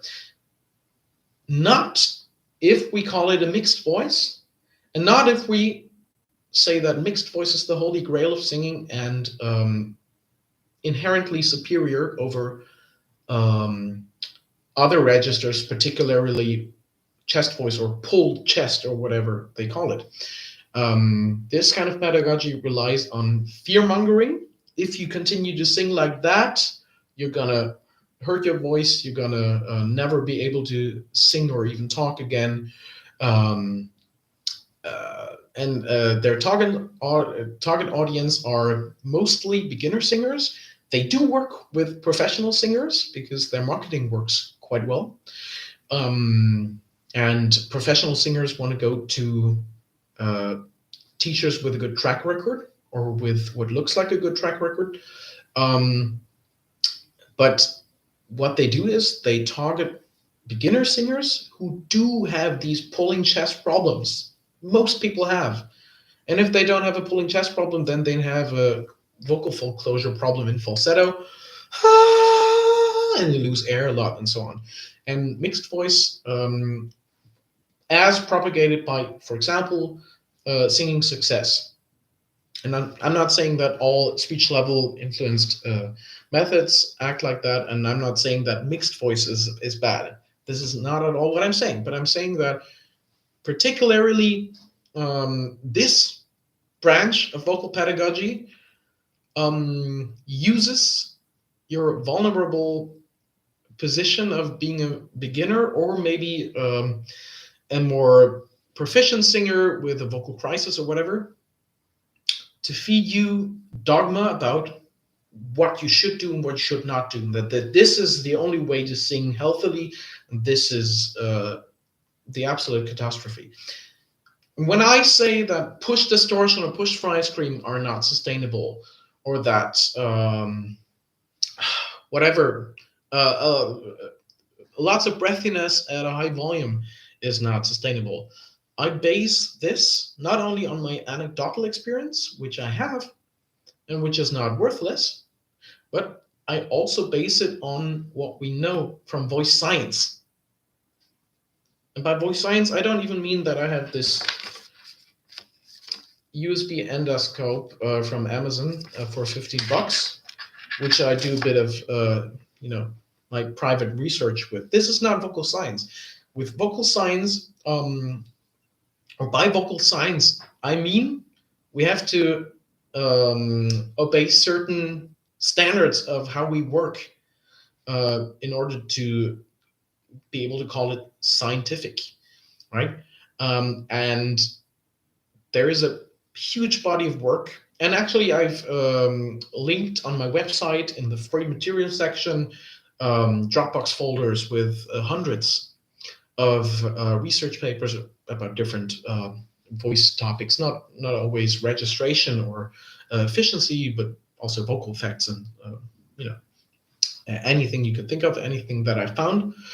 But this knowledge is out there. It's not always very easily accessible, but if you care about evidence, actual evidence, you will find it. And what they do is they target people who haven't found that evidence yet, and they feed them easier truths, that most of which are lies. It's populism. This is what we don't want in politics and what I don't want in vocal pedagogy. Rant over. How did we get to that rant? Digastric muscle tension. You could have some extra muscle tension that you don't want, but it could also be too little.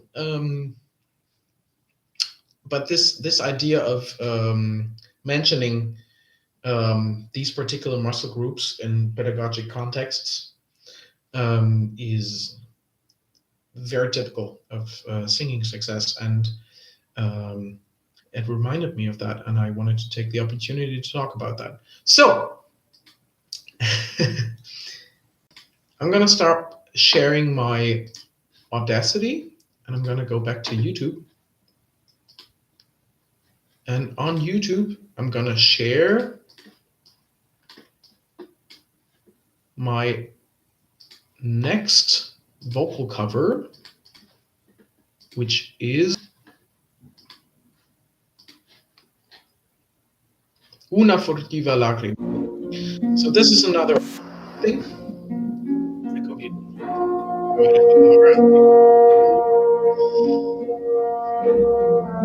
And this is what we call a light lyric aria or light repertoire. And usually we say that this is sung by light tenors. Idea of what a singer is. The job is it genetic predisposition. I've talked a bit more in detail about that on my channel. Let's listen first. Una furtiva lagrima. As you can hear, this is much more thinned out and held back.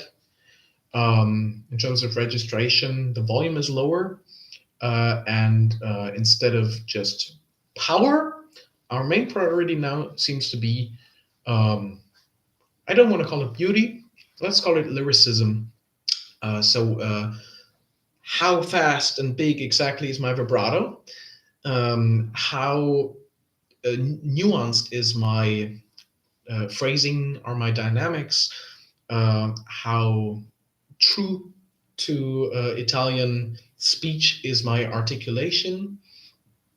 And una furtiva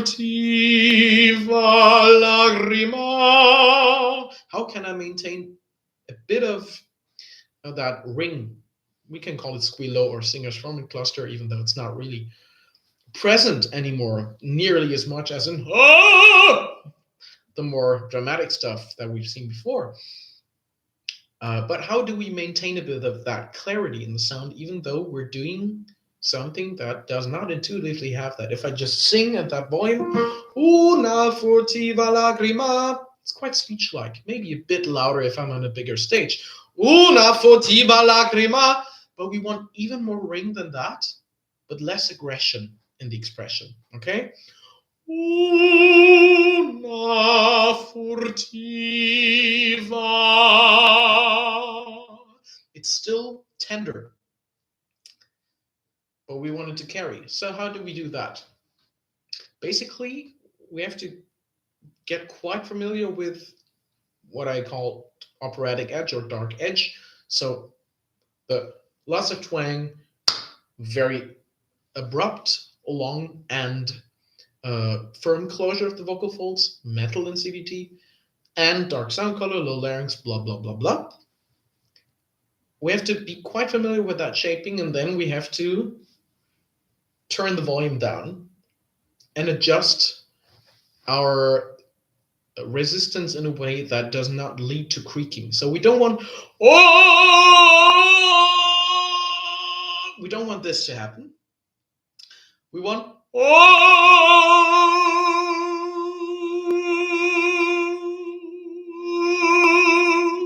all of the dynamic scale to be flowy. You know, as I said before, you can do hypercompression, which is by definition press phonation in classical. Not really here, not in Donizetti. because you need to be much more dynamically flexible than what hypercompression allows for. But even if it's pressed phonation, we don't want it to feel pressed. We want to be flexible for vibrato and agility in general to happen. We want to be not only flexible in terms of sound color, but also to easily be able to keep one sound color throughout the range. And whether that's in hypercompression or in non-hypercompressed edge or in non-metallic operatic singing, like here in CPT, they would call this neutral mode, at least the beginning of this aria. Ooh, ooh, ooh. That's basically starting from chest voice, if you will, not from head voice, in my opinion, and reducing the volume, the output, adjusting to it so we still feel that same flow and ease, but trying to not lose any of the stuff that we want to keep. Ooh, I don't feel this as particularly twangy anymore, but I know that there's still a bit of twang left. Otherwise, I would not get this ring. Okay, so it's quite tricky. I find this light lyric stuff to be much trickier than the super dramatic stuff, which actually the stuff you've heard so far here is not the most dramatic. We're going to hear more dramatic stuff at the end of this live stream if I get through all of the covers. And that to me is much more intuitive, maybe because I'm a rock and metal singer and I'm used to yelling, but yes, una furtiva lagrima, quite tricky for me. Let's go to the end because there's more and more trickiness.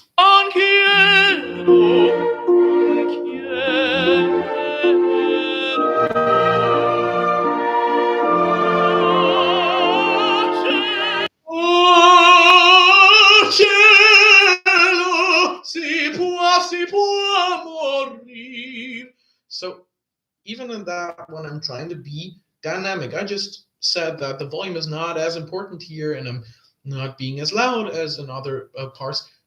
Still, I want stronger and weaker parts. I just read in the comments that you don't hear me talking over the music. I hope I didn't talk too much over the music and you didn't lose too many sentences, but basically if you feel there's any hole in my explanation, there's any important part that you're missing, just ask me and I'll repeat it. So this dynamic thing in a light lyric context is one tricky aspect. And what we have at the end here, the agility part, is another tricky aspect.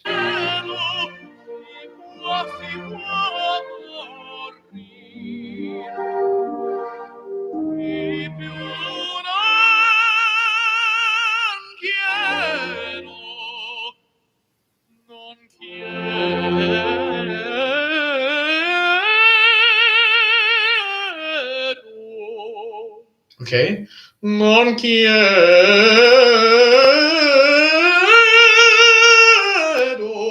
So this was not as nice as the YouTube version, but basically what you can hear is I'm doing it very similar to how I would in a pop context. What's easier about the pop context is that usually we don't have diatonic scales like da da da da da da da da.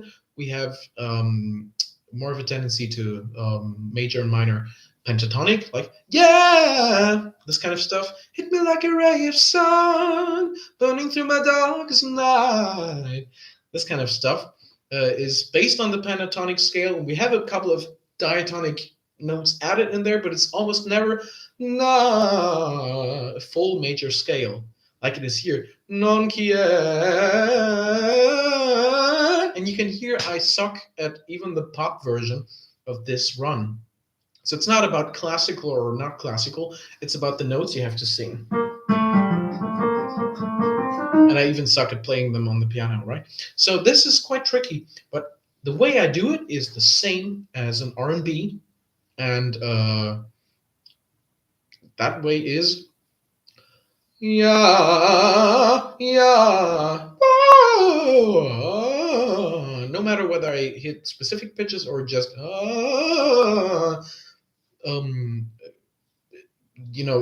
of siren through my range with a certain grid on it, there is this rocking of my larynx similar to pitch vibrato, the original vibrato, whatever you want to call it. The ha, and if it's a faster vibrato, Jeff Buckley style, like this, or a slower vibrato, hard rock style.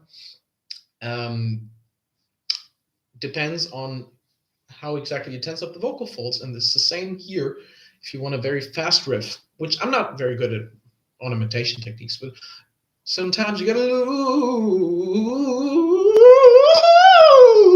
lose to win again. Not my cleanest take, but this is one run that I practice a lot. Woo! Da, da, da, da, da, da, da, da, da, da. This kind of tempo, that is on the faster side. I know other people are faster than that, but to me, I have to think a similar kind of tension as for fast Jeff Buckley vibrato. And Jeff Buckley is my specific association for that. Other people have a fast vibrato too. Edith Piaf, non, rien, rien, like that, right? And for a slower run, as in rock music, whoa, more like that.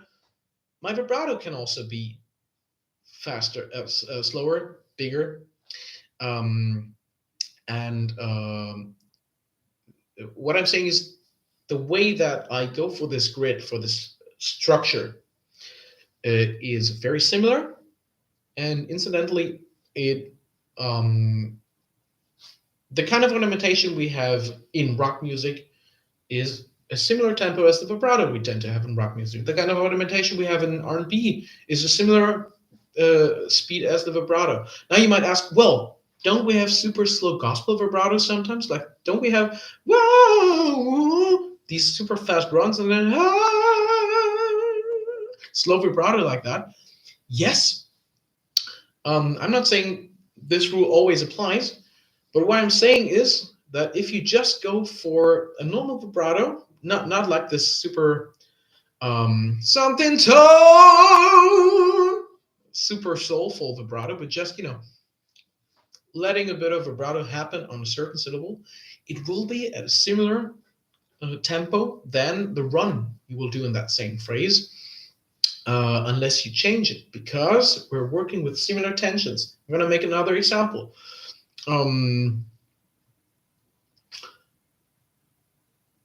Jacob Collier and Tori Kelly. Lay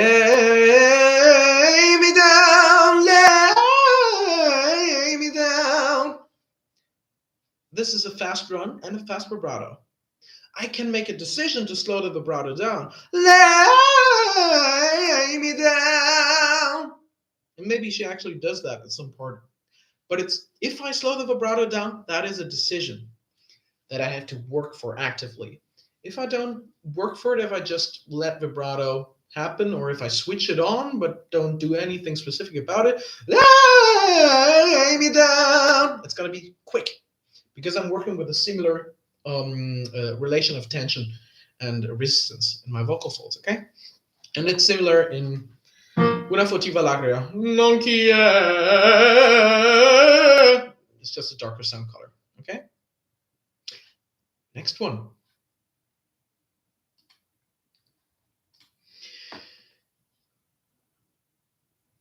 Thank You by Alanis. So this is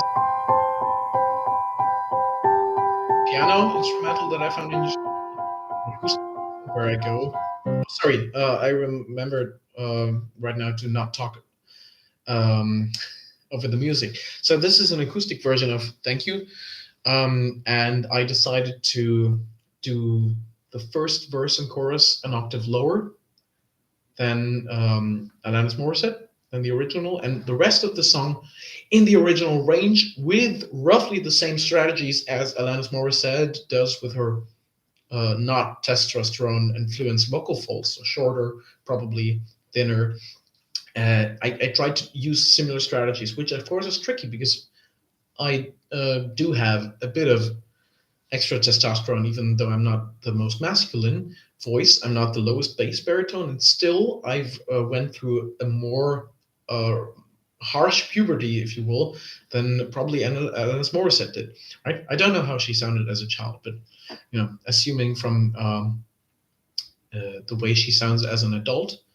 And actually, there's an interesting live version from 2020 of this song with her. If you listen to that, she does sound a bit older compared to the 1990s version of the song, but still her vocal tract dimensions are the same, and she goes for the same strategies. She does it in the same registration, similar vowels, except for a couple of changes. And even if you hear more age in a voice, and we have this term grandpa voice here. So this is a typical atrophied voice like you have with really old, especially males. But even if you hear age, the dimensions of the voice usually don't change a lot. So if I want to imitate her stuff in the high range, I have to shorten my vocal tract by raising the larynx and spreading my mouth more. She actually has a huge mouth too, as you can see in her live versions. So I have to work twice as much. And maybe I have to compensate a bit more with tongue and posture and so on than she has to get a similar acoustic outcome. But let's look into the first verse first. How about getting off of these antibiotics? This is how about getting off of these antibiotics is a really speechy thing. And I might have some expressive effects here, like the creaky onset, or later on there's a bit of creaking sustain on a note. Disillusionment. I don't know if it was that syllable, but I do have these that I don't really have in my everyday speech. So there is a bit more expression, or you could say heightened expression compared to everyday speech in this, but in terms of shaping, I'm keeping it speechy. Okay? Whereas from the second verse on, how about me not blaming you for everything? It's a slightly different setting. I'm still trying to keep it similar in some color so that you don't notice I changed the setting. I'm trying to pretend it's still speechy, but it's not. My setting is now, how about me not blaming you for everything? And if I take that down in quality, you can actually hear there's a bit of Kermit voice in there, and I don't talk like that. So this, how about blame me not blame? See, I don't even remember the lyrics because I don't prepare these songs. I just start recording them, and then I cut together what I liked, right? So this is not the same process as if I was preparing that for a live gig. But what I do in that range, the amount of knödel I use there, I use that to compensate for the fact that I don't want to use twang to stabilize my chest voice at such low of an intensity compared to yelling. This was a complicated sentence. The easiest way to bring chest voice up there, how about me not blaming you, is yelling, or maybe, how about me not blaming, using edge mode or whatever. I don't want that. I want neutral mode, but I don't want falsetto, how about me not blaming you. So I need to stabilize my light chest voice, if you will, reduce density neutral, if you will. How about me not blaming you for everything? Usually a bit of extra twang like this, is enough. They call that necessary twang in CBT, and you didn't probably even hear it as particularly twangy. But now I want more texture in that. I want some breathiness. I want even a bit of splitting on some of the syllables. So now I have to push into that, which means I'm overriding my necessary twang. I would have to increase my necessary twang to still work. To How about me not play? Now I have a bit of breathiness and splitting in there, but now I sound too twangy. I don't want that because it doesn't sound like my speech voice anymore. So what I did is instead of twang, I used Kermit voice, which is a retraction of the tongue root so that the epiglottis tilts back towards the arytenoids. And that gives me a similar kind of stability as twang. And I didn't exaggerate as much. I didn't really sound like Kermit, but I'm using a smaller percentage of the same strategy. How about me not blaming you? And that allows some ooh, dirt in there. I don't know if you can hear that. I'm still leaning towards the microphone, which it's not the one that's recording.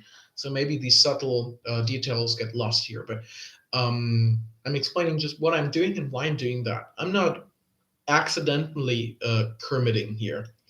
I'm doing that very consciously because it serves a purpose. Now, the high parts of the song. How about how good it feels? Thank you, India. Thank you, Tara. Thank you, disillusionment. So this one now does get brighter because I cannot do that with Kermit anymore. I could try. Thank you, India. Thank you, Tara.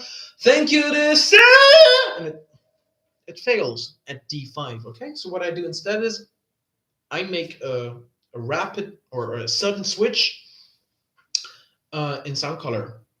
The contrast is quite big, but I thought this is a better way of dealing with this necessity than trying to disguise that I'm switching or changing sound color and gradually getting brighter throughout the second verse and blah blah blah. So what I'm doing is thank you, India, thank you, Tara. Normal sound color, and now thank you, this sudden switch. Illusionment. Okay. Maybe I'm not doing illusionment. Maybe I'm actually opening up to illusionment, which is what she did in the studio version. Not always live, actually, but disillusionment. This gives me a bit more of that release that I associate with the song. When I listen to her, I hear a very free quality. I don't know if I get that same freedom because for me it's a higher range. And even if I short my vocal track and do all these things to adjust, it's probably not exactly the same thing that she's doing, but I'm looking for the same acoustic result. And I think at least in the studio version of this, I've gotten quite close. Right now, I notice that I lack a bit of the agility. So instead of disillusionment, ba ba ba, nicely separated notes, I get a bit of a disillusionment, a bit of a slide fest here, which is something I would not be satisfied with if I was recording. Right now, as I'm demonstrating in a live stream, my main priority is efficiency, because I don't want to tire myself out. I have another hour to talk, right? And also, of course, I want to show roughly the right coordination to you. And, maybe my mouth shape was slightly different in one of these takes, but what I'm going for is the same register, similar acoustic tuning, similar volume, of course, and disillusionment. Even that would be an accurate depiction of what I did there in terms of coordination. So if you ever are in that situation where you cannot get exactly the same thing, maybe you can even reach the note already and sing in the right tempo and not get tired, but you feel that you're not as agile, you're not as on pitch, you're not as free with your vibrato, whatever. Go for the character, go for the coordination itself. Don't go for these details first. These details are matters of precision, and you get more precise by repeating it more, and you can repeat it more if you don't get frustrated if your first attempt is not good enough yet, okay? One more thing I want to say. At the end of this song, we have this ad-lib stuff. And for this one, I was actually reducing metal. So the disillusion, this is metallic. I would say this is a lot of reduced edge, curbing, sometimes reduced overdrive on the open vowels. And then on the, I'm going to play it. How about nothing else? Yeah.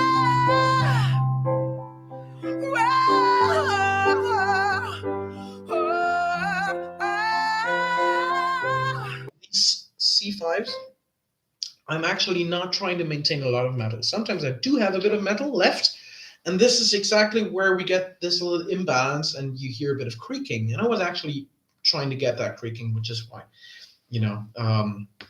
I was not trying to correct these imbalances, but invite them.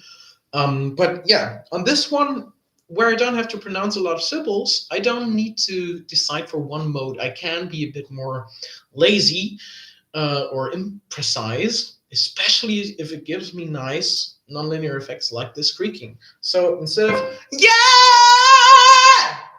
edge mode, I was going for neutral on the border to edge, maybe, right? Yeah! And it gives me creaking, similar kind of creaking as I do in Soundgarden Beyond the Wheel. Or on my channel, I've covered Jesus Christ Post. Now you stare at me! Whoa! And it's a similar kind of creaking that happens in this particular range.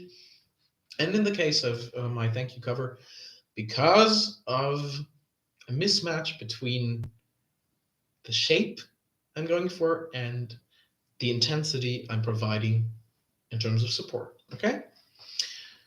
So that was my thank you cover. I hope I've answered the questions concerning this cover that one of the people in the chat had earlier on. If not, feel free to just ask them again. But yes, let's continue. Che gelida manina.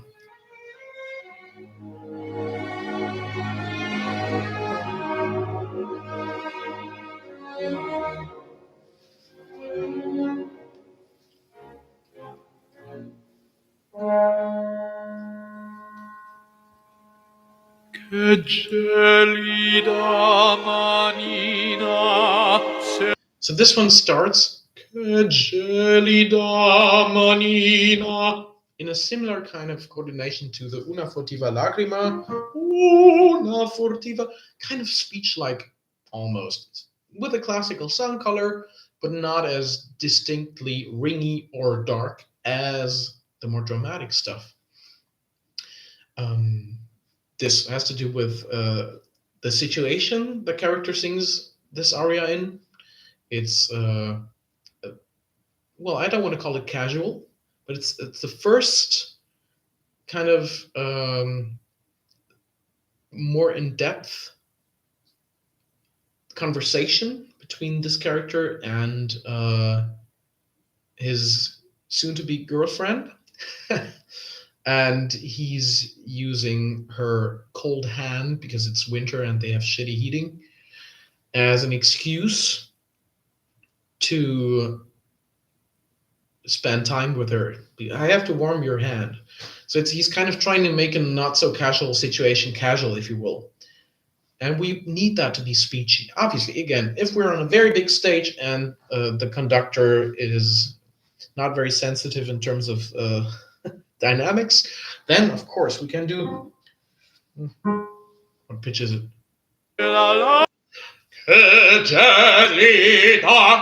But this is not what we would do ideally, and it's not what I did here. I tried to start very quietly. Later on in the aria, I'm going to jump a bit.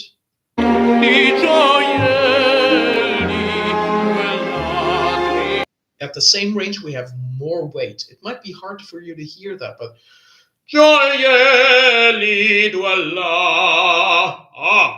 this is more dramatic, even though the music is not very dramatic at this point. Okay?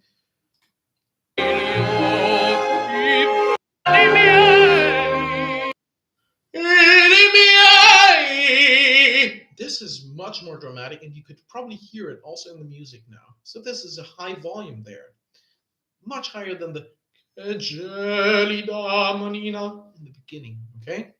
And then, of course, this has to work together with the orchestra. You always need to be heard. But if the orchestra is quiet, you don't need to be very loud, okay? Now the end of the aria.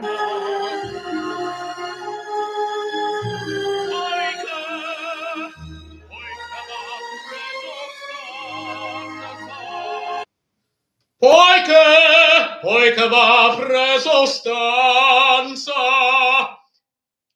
Some people will think of this as the least important phrase of the aria because it's succeeded by the most important phrase, namely the one with the high C that we're going to listen to in a minute. I think it's actually one of the most important, not the most important phrase. The most important phrase is the one with the high C. But this one is much more important than a lot of people treat it. And the reason I mentioned this is I've actually watched this aria and this whole opera yesterday, last night, because they do tend to play it around Christmas. And what often happens is poiché va preso stanza. I need to save all of my energy for the high note.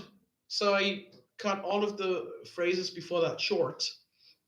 And I hope to save energy like that. And this is exactly what I would not do. I would sing everything like it's supposed to be, like I envision the music in my head, even when I don't have to sing it.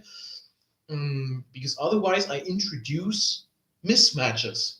They can manifest in a technical mismatch, like too little support for the coordination I'm setting up for in terms of vocal track shaping, and then I get creaking or instability of other kinds. They can be inaudible and just felt in terms of stress. But what I would do if I am in a good vocal condition, at least, is I would sing the whole thing normally, and then I would go for the high note. Now, it's a bit more tricky in this particular case because similar to Recondita Armonia, the first operatic thing we've looked into today, I've decided to do the high note in hypercompression. So it's actually a bit different technically from the phrase right before that. Why did I do that? Because outside of hypercompression, my approach to the high range in classical is not as good at the moment as it used to be 1 year ago, when I practiced almost exclusively that. Actually, 1 year ago, my hypercompressed operatic stuff was much worse. It was very new to me. And I said before, this is intuitive to me to do it in high range like that, but that doesn't mean I am precise with it. That doesn't mean that I don't have bad attempts every now and then that tire me out, right? So 1 year ago, I would have probably attempted this high C in normal, non-hypercompressed edge. And if I try that now, I'm going to fail. And I'm going to fail for you because it's a bit more entertaining than just telling you about how I would fail. Poiché va preso stanza la speranza.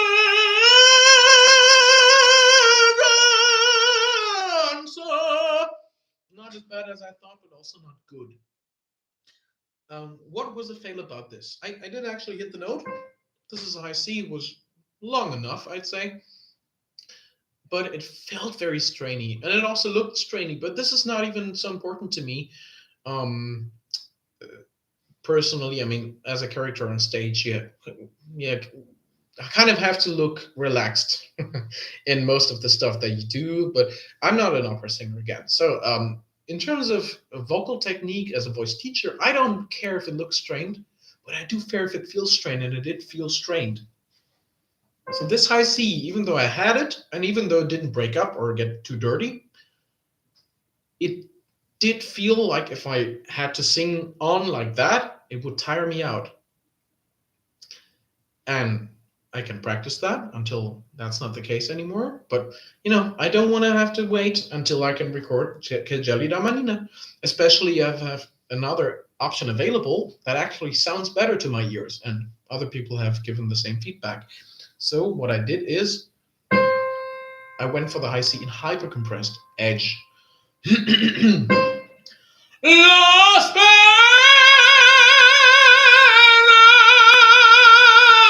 Speranza.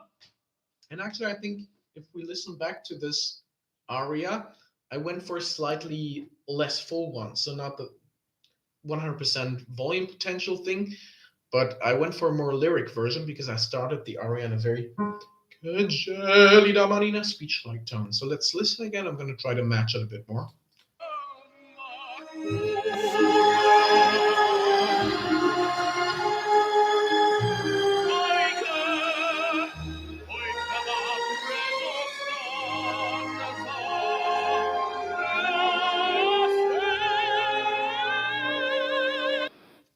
Look at my mouth shape also. It's not as vertically open as what I just did. I'm not going for such a dramatic color in that particular aria there. So I'm going to try to keep it more lyric now in my demonstration. And I hope you can see me even though I'm small in the bottom right corner of the screen. Speranza.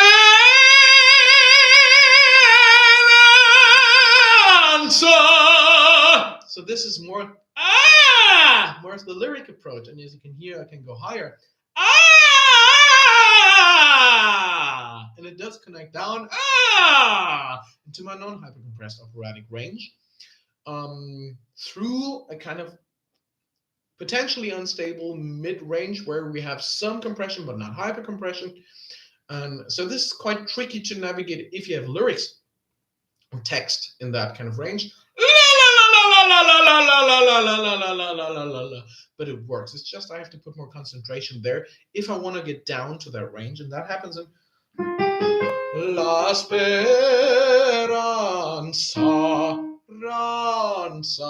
This slider, I think I realized it as ranza, as a little run. 5, 4, 3, 2, 1. Okay, so this is actually the trickier part, not the high note. I can easily get the high note, even though it looks strange. Again, I don't care.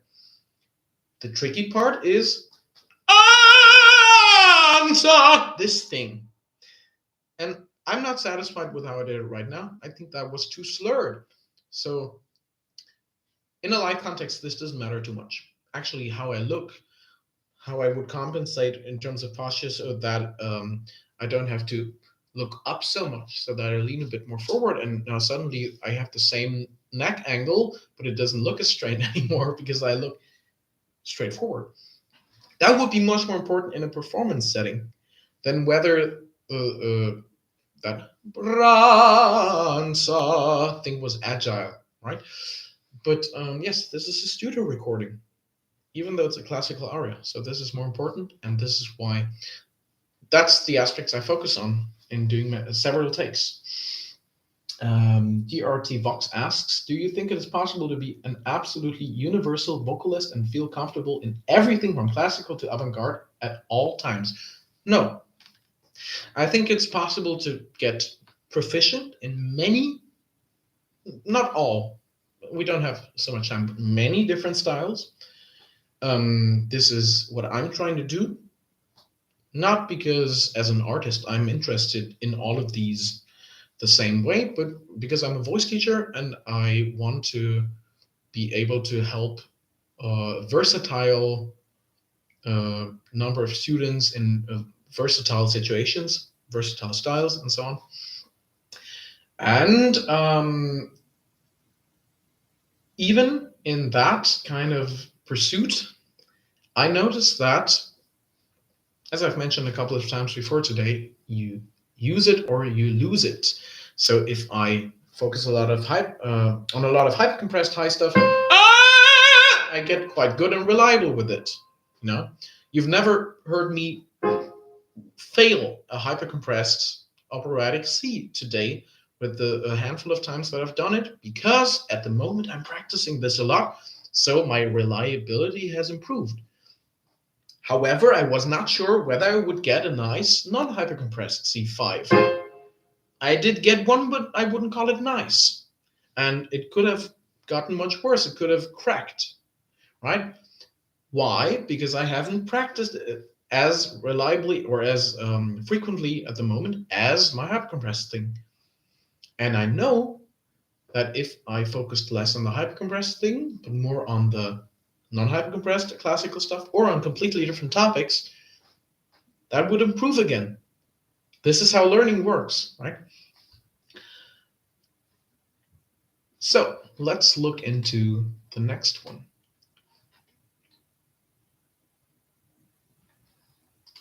Hyperballad.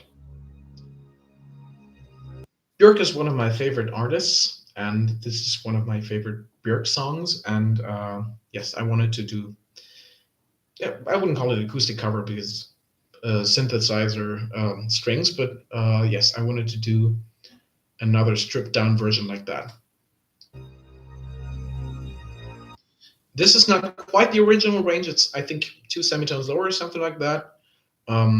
Because in this case, she's going for such open vowels that I'd have to totally splat my mouth and raise my larynx towards my ears to fit the acoustic tuning, that it wouldn't be intuitive to sing anymore. It wouldn't be fun. So I went to the highest possible range where I can easily, comfortably imitate her sounds.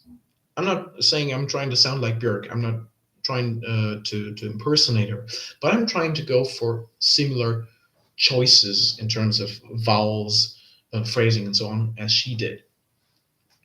Because I think this song makes sense if you approach it like her. You can change it, and you will automatically change it a bit because you are a different person, and it will sound a bit different, and you have lived through different experiences that inform the way you pronounce specific words, or you anticipate specific syllables differently. But generally, in terms of style, I wouldn't want to sing this like an Ariana Grande song or like a Metallica song. Okay, so I went for the highest pitch where I can still convince myself that this works in that way.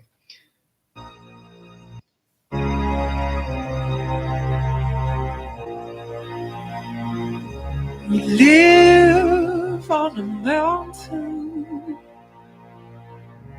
right at the This is quite similar to the Alanis Morissette thing, with the difference that here I'm not pushing so much into it. I am breathy, but the volume is a bit lower, so I need less of the Kermit. It's not zero, but let's say it's only 2% instead of 10. So we live on a mountain right at the top. Okay, that's the kind of thing I'm doing, and sometimes I'm inviting.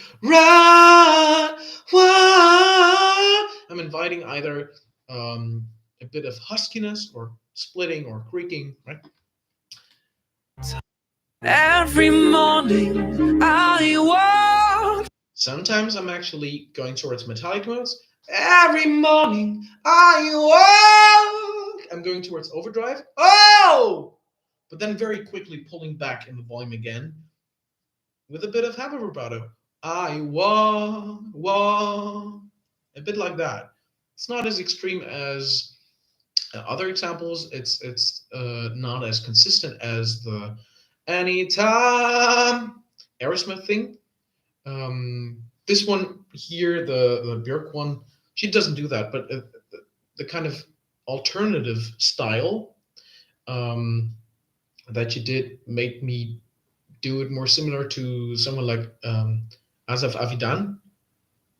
I hope that's his name, and I don't have a brain fart, but you know this guy. One day, baby, we'll be old. Oh, baby, we'll be old. This kind of thing where it's it's almost like laughing more than the bleating itself, right? So I'm doing a bit of that here, but I'm not doing that because I wanted to show off my nice hammer vibrato, but because it's intuitive to do. Every morning I walk after that overdrive thing. When I'm pulling back, wah, to have it break down, so to say, to have it dissolve into that hammer vibrato. You know, these techniques, these expressive tools, they have to make sense. I'm not saying you have to approach them emotionally. You can practice them quite rationally with a cold heart, but in the song context, they will work much better if there's a reason for them, either an emotional reason or just like a physical reason that they happen, right? I'm gonna jump Before you. to the chorus. I go through all this. So I'm still staying connected to my neutral, especially when I pull back on the volume, but I'm peaking now on edge mode. I go through all this. And this kind of messa di voce, quite to loud, loud to quiet, or soft to strong, whatever you want to think of it as. This is a nice exercise, not only in classical, but also in pop and in different voice coordinations, with the high larynx, with the low larynx, with open, closed vowels, and all that. Now we have a high note. Wake up so I can feel happier to be safer. To be. So this is one of the notes that are very tricky, not because it's high. I actually hit the same note right now on a closed vowel, B, and closed vowels are usually harder than more open mouths. So it's not that the C5 is hard, it's that she does it with an open timbre very quickly. So not on a long syllable where you have time to prepare and time to maybe slightly adjust if it's not perfect in the first second, but no. To be safe, and it's gone. That's how long I have for that open timbre C5, and it's even higher in the original. So this is tricky. To be safe! And I'm actually a bit flat right now. So what I would do is I would slow it down. If I was to practice it for a live situation or whatever, and maybe get rid of the consonants. And maybe even add a bit of vibrato if that gives me comfort. I have to get rid of the vibrato in a minute again because she doesn't do that. But just to see how can I make this particular coordination. So not just the range or any kind of sound at that note, but this register with this shape. How can I make that as easy as possible for me?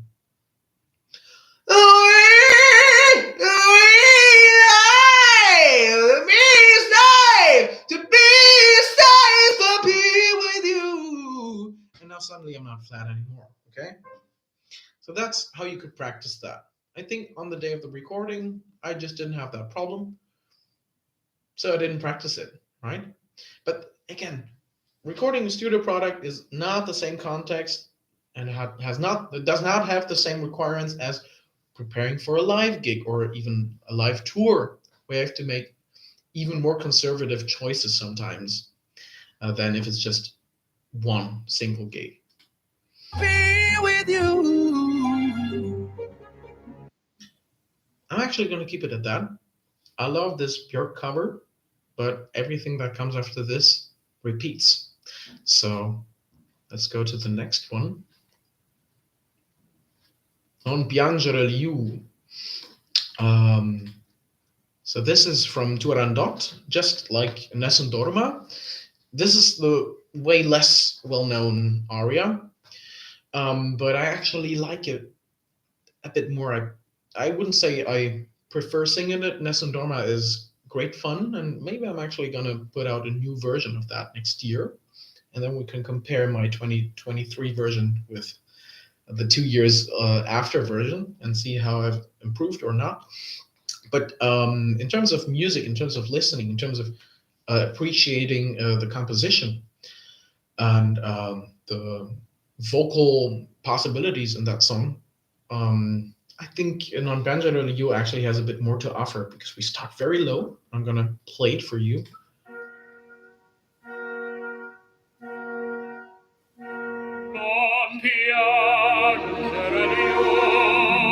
Non piangere Liu. It almost sounds like a baritone thing.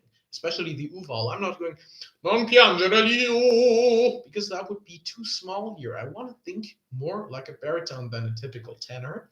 Non piangere. I'm exaggerating a bit, but to just go to that extreme and then dial back until it sounds more acceptable again, but not too far so that we lose power again in that range. That is the first tricky thing of this aria, and it's the first line of the aria. And just to answer the question about vocal endurance that's in the chat, exactly this kind of thing that I'm talking about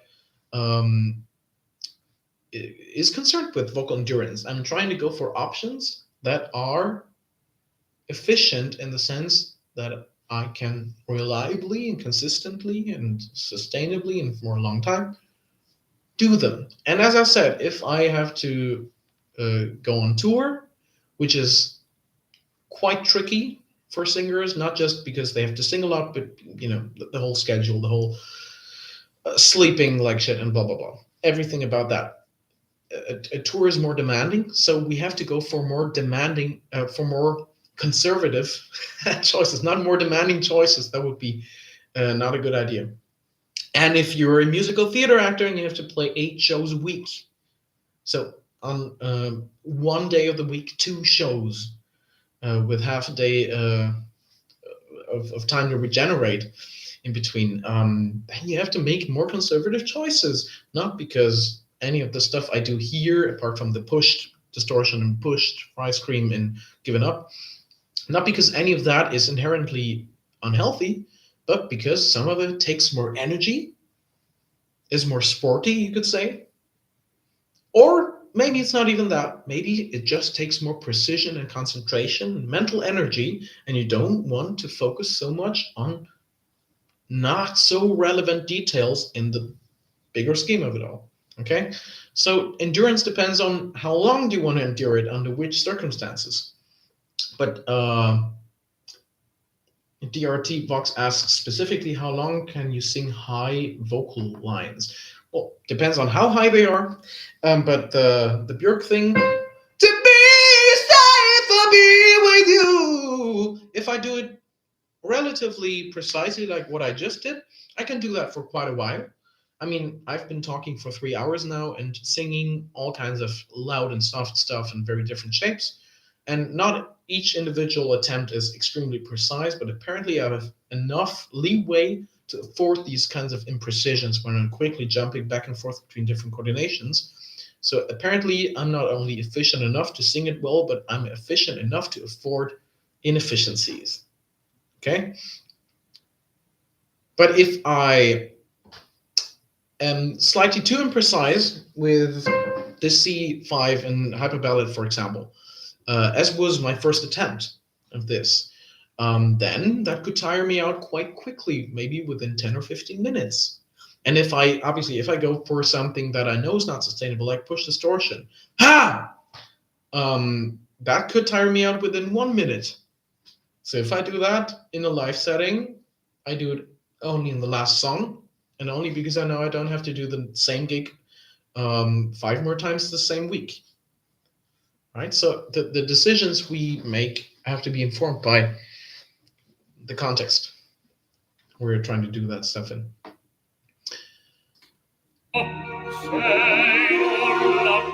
So in non piangere you, we stay a bit longer in that kind of baritone sound. And I would say this is more dramatic now, or more heavy than any of the stuff we've heard in terms of operatic singing today, right? It's more dramatic than the ta or ta, no matter whether hypercompressed or not. It's certainly more dramatic than the una furtiva lagrima and che gelida manina. It's a very, very different character, and I really think in terms of a different character, and the sunglasses definitely do help. So that's the beginning, but now, a couple of phrases later.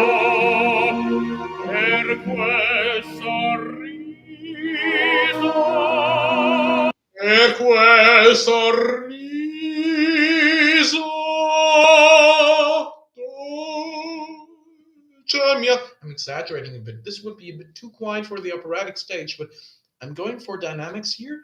And even if you're on a bigger stage and you cannot dial back the volume as much as that, you have to be dynamic. Because if you just sing it in that heavy baritonal way that you started out the aria with, per quel sorriso, people will not like it. People will criticize you for being too aggressive. And they would be right? So you need to start off like that, and then per quel sorriso. Invite more lyricism without suddenly changing the sound color, without suddenly getting brighter. Per quel sorriso. Now it's not the same person anymore, okay? So this is tricky.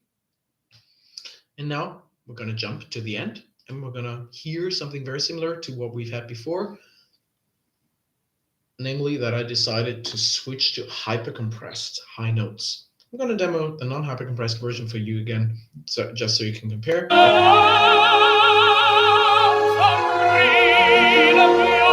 here it is. And the highest note.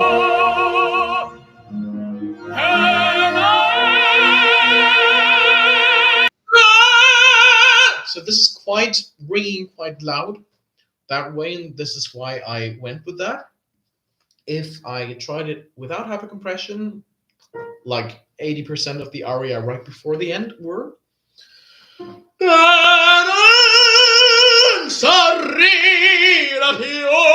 I would have to focus much more on precision of vowel in order not to crack. Actually, there was a tiny crack at the very end, right? So I wouldn't have been able to sustain it 1 or 2 seconds longer. In hypercompression, this is no problem, right? Again, this is a matter of practice. If I decided now to spend all of my practice time on non-hypercompressed stuff, I would very quickly get much better at that again. But I probably lose a bit of my proficiency with hypercompression. And if I do 50-50, I progress maybe at the same pace in both, but not as quickly as if I focus just on one. So this is just a matter of decisions again. Next one. Not Big Thief. One of the best songs of, I think, 2021. One of the best songs of the decade, let's face it.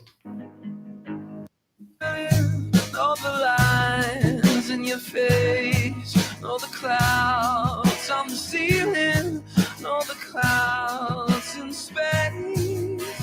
Got the energy reeling, all the lines in the face. So this is, again, similar to the Alanis Morissette thing, but now we're not trying to have as much of a pop phrasing. We're not trying, thank you, India, thank you, Tara. We're not trying to have that kind of style in there. We're trying to be more authentic.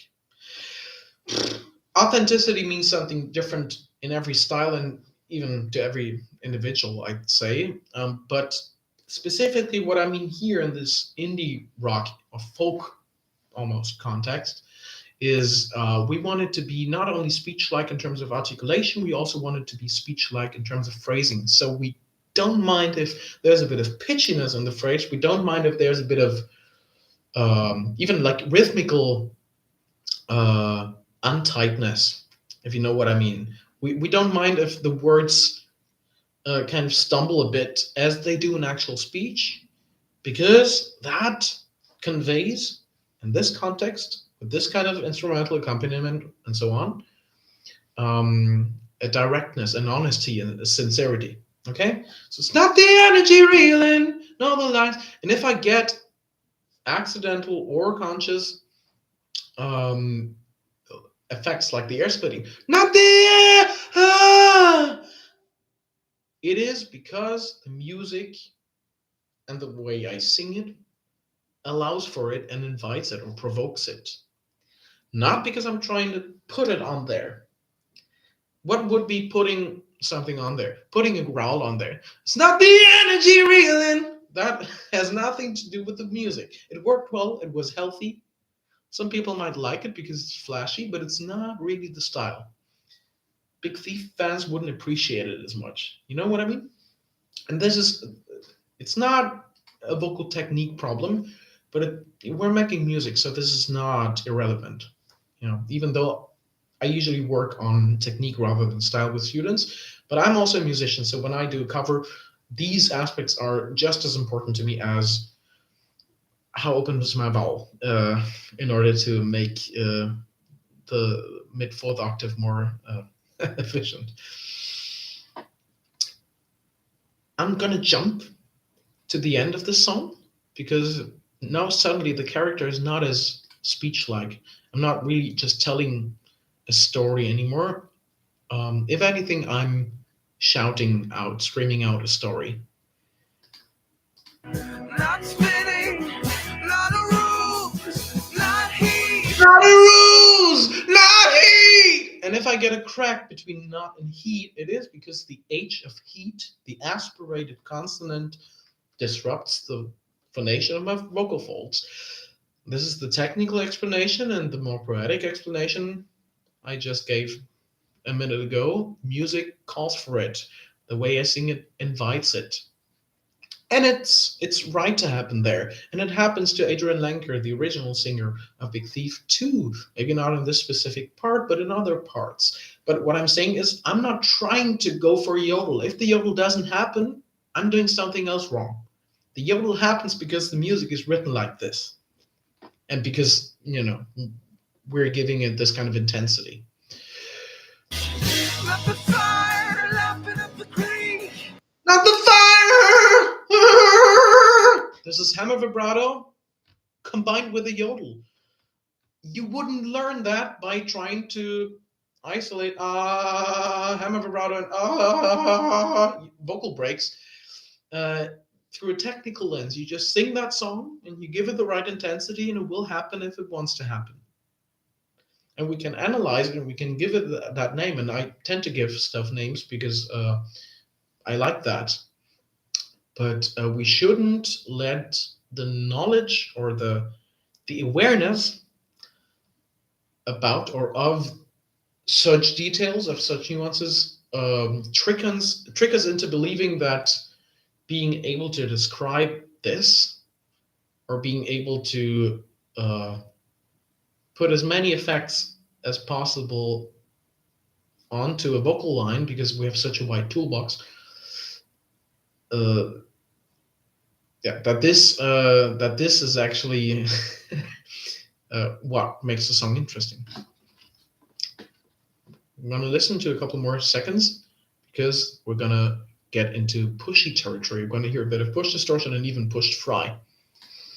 Not food, not to eat, not to die, not dying, not to love, not lying. Not to die! This is a pushed fry scream. Okay, and the next phrase. Not the vacant, willing and surviving. Not the vacant, willing and surviving is a push distortion. So the vocal folds are still staying in a clean phonation, maybe slightly pushed, slightly breathy. But this is the main difference between the push distortion and push fry. Push fry has creaking. Push distortion has normal phonation. The strategy is the same, pushing. This is why their names are very similar. Okay, and then at the very end of the song, I've allowed myself an extra medium fry scream, which is not in the original. In the original, they have a nice guitar solo. This was actually the last concert that I saw live before COVID. Before basically we didn't have live concerts for almost a year in Germany. So I do remember a very, very long and noisy guitar solo in that song. And I do remember people leaving the room because it was too noisy and long and obnoxious, but I loved it. And I think the song just needs some disruptive energy in that part.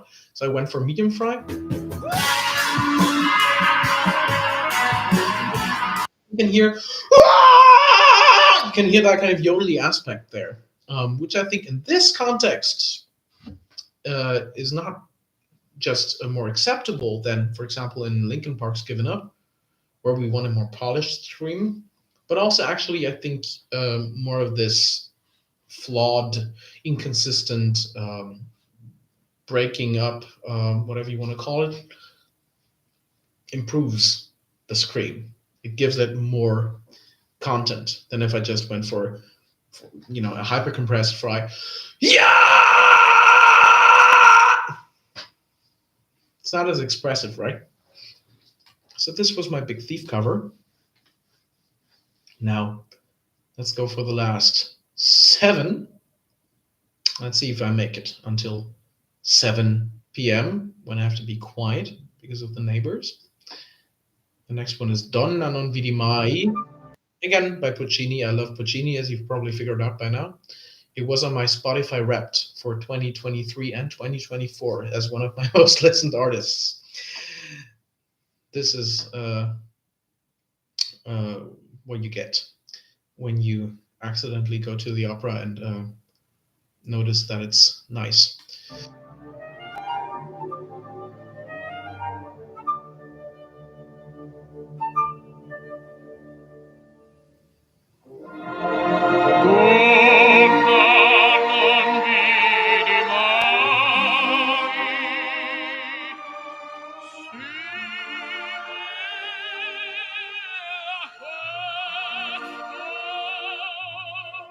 This is interesting. This is the first aria that I recorded with almost exclusively hypercompression. The lowest notes don't really have hypercompression; they only have compression, right? Otherwise, they would be really small. But Donna, there's already a bit of this weightlifting feeling to that, because at the higher range, even from see me, even from this range on, I want to be in hypercompression. And actually, little pitch imprecision that I had right now, the C little dip there, that was because I didn't prepare my hypercompression well enough. I still went with normal compression, instead of full hypercompression. So if I do full hypercompression again, C, my pitch is now more precise. So why do I mention this whole compression topic? Why don't I just talk about operatic tenor singing chiaroscuro full voice? Because this vague, abstract kind of talking does not help, especially beginner students who might not even have found anything remotely similar to that, who might be stuck with Donna non vidi mai si mi, and even that would be a high note that cracks into falsetto. This is what I started out in my first classical lessons, when I didn't really care a lot about classical singing yet, but my classical teachers at the time could not help me. They were like, "Oh yeah, you're probably pulling chest too much, which is why you break." No, I had to make it more chesty, and in this particular case, I sang this aria with hypercompression. Would also work without it. Donna non vidi mai simile a questo. This is not hypercompressed, works too, but I wanted to do it with hypercompression because I preferred the sound in this one.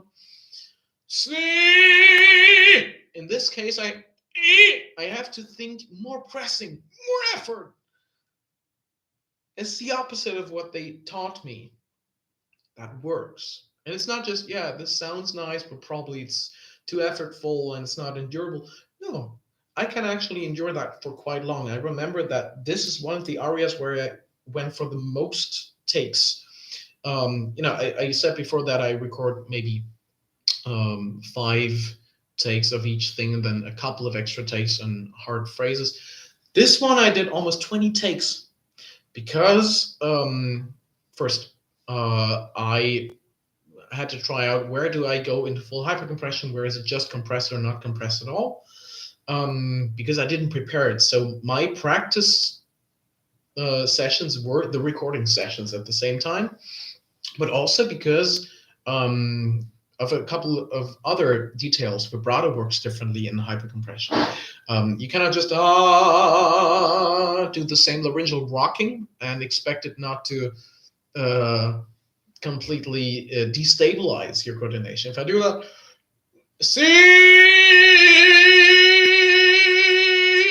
I don't really get a lot of vibrato. I just get wiggling or inconsistency, right? So that doesn't work. I have to approach vibrato more by the intensity thing. That doesn't mean we actually want a big volume deviation and no pitch deviation. No, vibrato is supposed to sound like normal vibrato in classical, no matter whether I approach it via the belly or via the larynx. But see,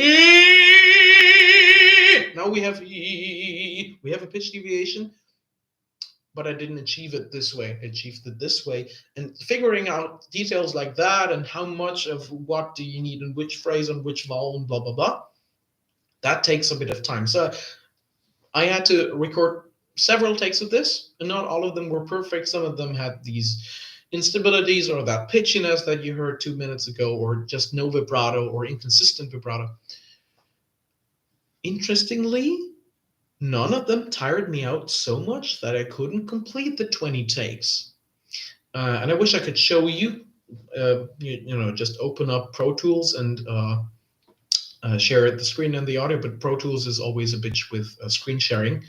And I forgot to export it into Audacity like the Child in Time thing, so I cannot show you now, but you can believe me, I've recorded this song very often, and this is not something to brag about. You don't really record 20 takes for an opera aria and then you comp them together and say, look at me, I'm so ready for the stage. People want a nice one take cover, not 20 takes. But the reason I'm mentioning this is I can sing this aria, it's 3 minutes long, 20 times, 60 minutes in a row. This is more than you have to sing in your standard opera. Even if the opera is 3 hours long, you don't really have to sing 60 minutes in a row. You maybe have to sing 60 minutes throughout those 3 hours of opera, but you rarely have to be on stage that long and repeatedly sing in the high range.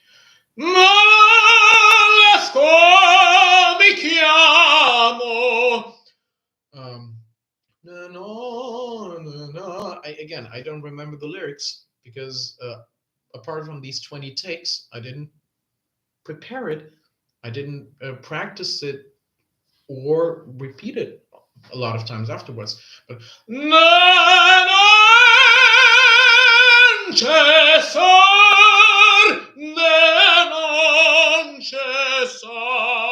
I did all that stuff, high volume stuff, measured with this thing, 115 decibel stuff. I did that 20 times, and I was not tired afterwards. Not more tired than I'm right now because I've talked for 3.5 hours, okay? And by the way, I find the talking much more tiring than singing because my talking technique is not as precise. I'm not trying to think of good technique when I speak because that would probably lead me into an identity crisis. But what I'm saying is this is definitely endurable, even though the description of it, hypercompression, suppressed phonation, lots of effort, weightlifting. What else? Constricted false folds and stiff abdomen, if you want. Very specific anatomical descriptions of no-nos. Even though I'm breaking all of these rules, which are only rules because someone in an authority position said them or wrote them down at some point, I'm breaking all of these rules and it works. So why are they rules? Okay?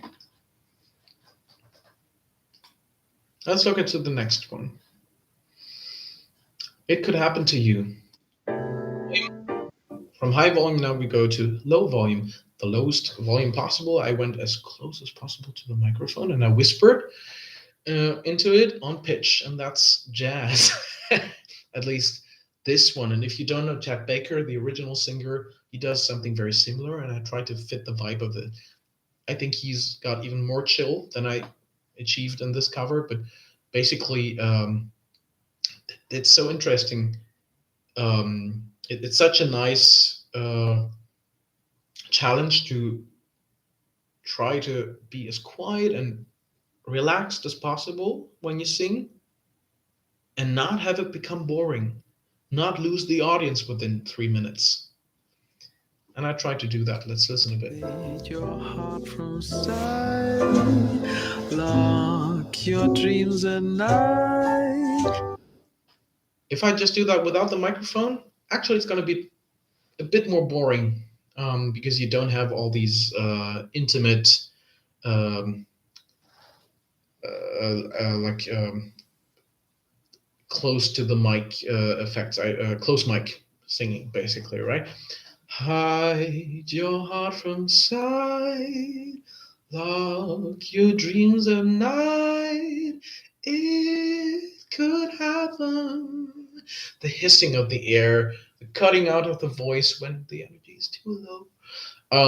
All these interesting textures, maybe even a bit of saliva, because you've just eaten something before the recording, and we hear a bit of this. It's ASMR, and it's a matter of taste. You might find that very uncomfortable, but certainly it's not boring if a mic is very close to your mouth and records all these details. Now, the other interesting thing about this is the scat cover.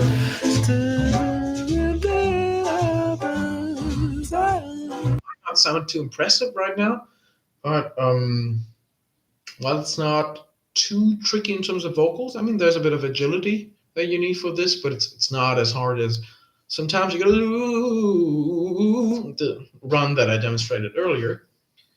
The tricky thing is remembering it, and I still do remember it because I had to learn that for my conservative jazz studies.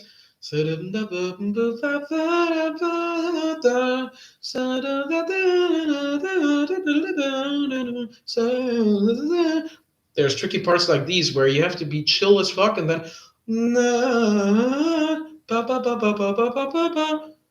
deliver a line like that without suddenly losing the chill, right? So that's tricky, but not even that is the biggest challenge about a scat solo like this. The biggest challenge is learning this, repeating it so often that you know it and you don't forget it, even though you haven't practiced this song for weeks and months, and before I recorded this, years.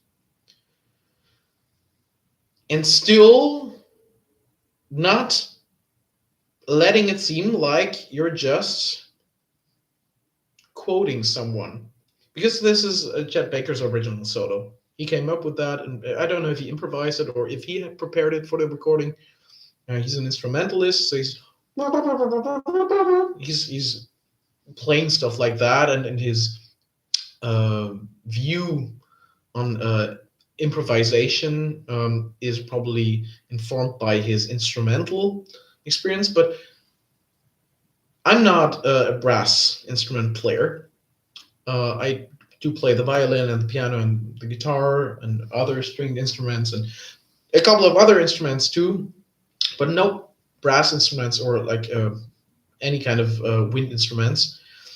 And as a vocalist, we tend to try to make stuff more interesting if we have to repeat it very often. Like we might think that it does not show what we can do. So we're like, we're trying to do stuff like that. We're trying to oversing in order to make it more interesting. That's what's going to kill the vibe for a jazz standard like this. So to keep it as simple as possible, and the melody, as I said, is quite tricky already. We're leaving the diatonic scale. We're leaving a very easy swing pattern rhythmically. So it's not the easiest scat solo in my opinion, but having practiced it so much that you think of it as easy and maybe even boring, and keeping the fire for yourself so that you can convey this as an improvisation, as something you're making up in the moment, even if they know that this is Chet Baker's original solo and half a century old.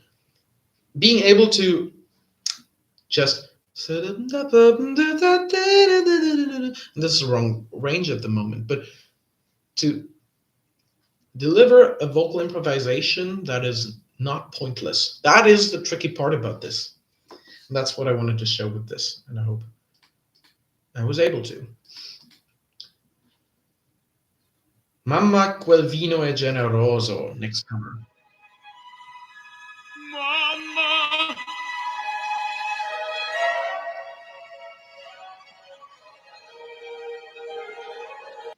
So this one starts off with Mama! This kind of compressed opera edge. It's not hyper compressed yet, but it's also not uncompressed.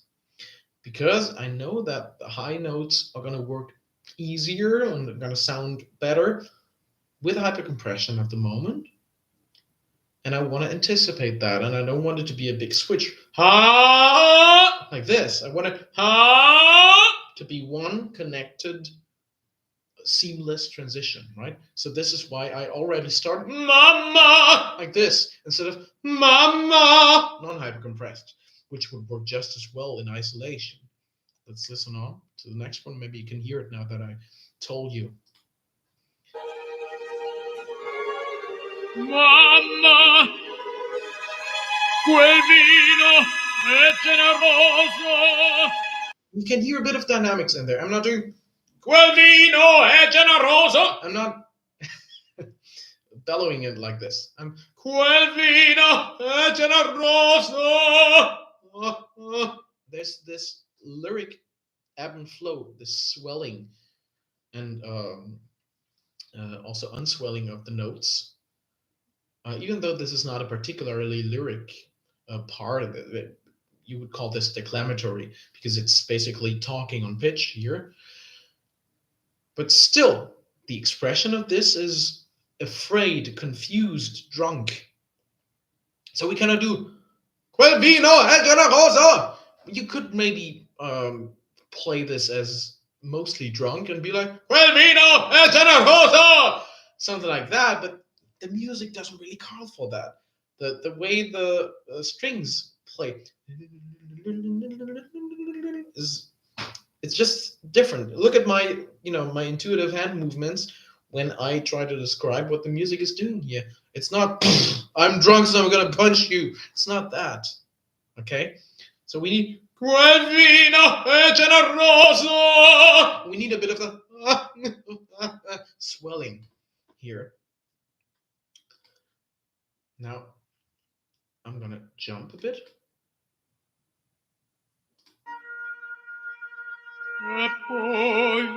That low part of the aria, I'm leaving compression. E poi, mamma, sentite. And then on the next phrase, I'm going to introduce compression again. And on the highest note of that phrase, I'm going to be in hyper compression. Si non tornassi, si non tornassi. And that's what I did in this cover. By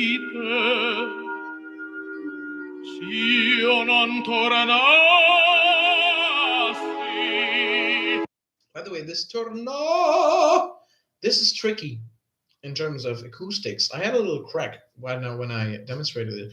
Torno, because we're again on this open-closed border. And I'm trying to stay open, but if I'm not prepared for this open-closed timbre seesaw, half-cover thing, whatever you want to call it, and it happens just because my vibrato is too big. And again, as I said, in hypercompressed edge, vibrato is regulated by the belly, and the belly is a bit harder to control than a laryngeal tremor that happens by itself. So if my vibrato is too big and I accidentally, unpreparedly fall into this closed timbre thing, that will result in a little break,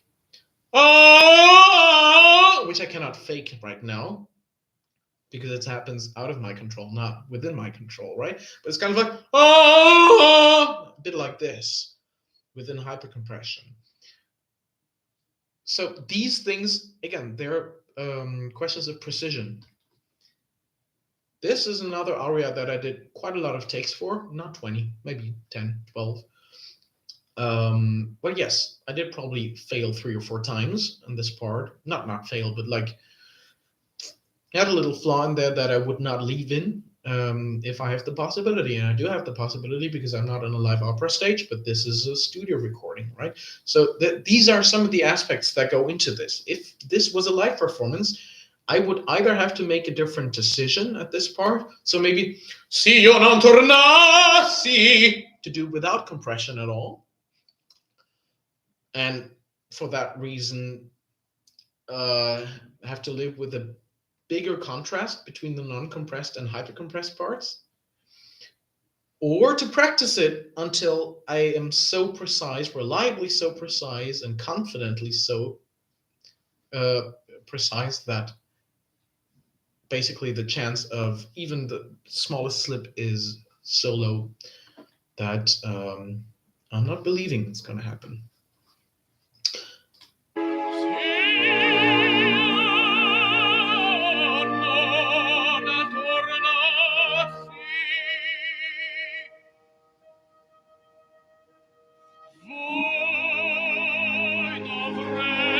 Pauses like these in the song "Tornassi" are spaces within the piece that you can use to realign. I mean, obviously, this has come together from several takes, so none of the stuff that you hear is random. None of the sound colors are accidentally too bright or whatever. But in a performance situation, and I noticed this when I recorded this, you might sometimes lose a bit of the ideal setting that you started out with or that you attempted to hold throughout the aria. If the deviation is not too big, you can just very easily reset in a 2-second break like this. Tornassi! And go for a darker color again. And you can actually hear a bit of that extra darkness here. Now, as I said, none of what you hear in that cover is on accident or random. I liked a bit of extra brightness on the Tornassi. And then the music changes and we go to a darker color because now a different thought is being articulated. If I don't come back, and then the mood changes.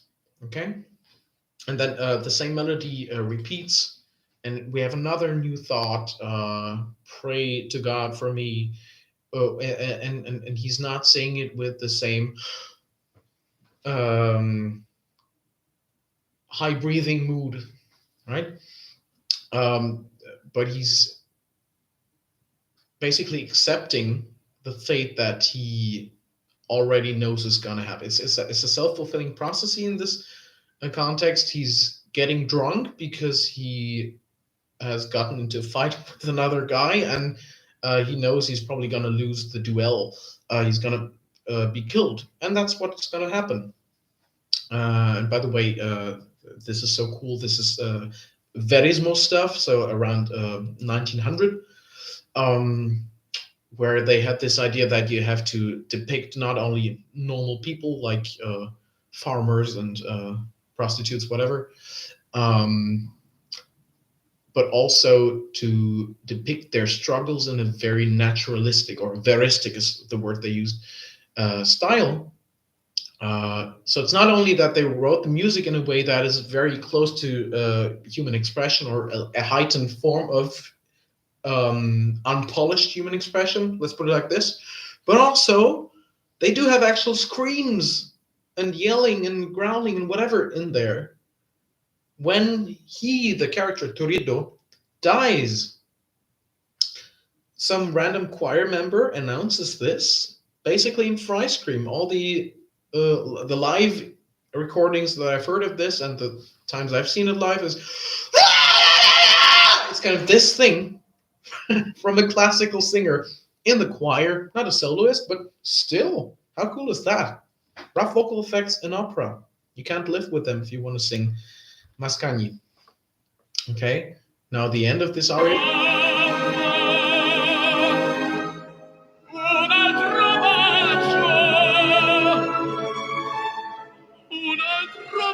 Hypercompression, un altro bacio. No hypercompression, un altro bacio. Similar sound color, but it's only an echo. So if it loses a bit of the ring, that's fine. Actually, that's the reason I went for the non-hypercompressed thing here as an exception from most of the rest of the aria.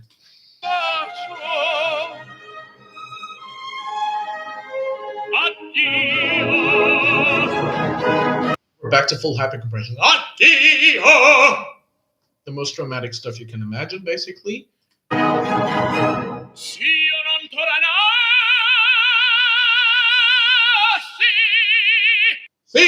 tornassi, fate la madre santa. This is yelling. We're doing it in a classical setting. We're doing it with the low larynx, but we're not trying fate la madre santa. We're not trying any of that, or even more nuanced phrasings. This is just fate la madre santa. And we're trying to keep it in the scale of the song so it's not atonal. But you know what I mean? This is typically verismo. And you wouldn't hear that in the Una Furtiva Lagrima, and you wouldn't want to hear that there, right? So operatic singing is not operatic singing. Bel canto does not equal verismo. They are not the same, and they should not be sung the same way. Next one. Superstition by Stevie Wonder.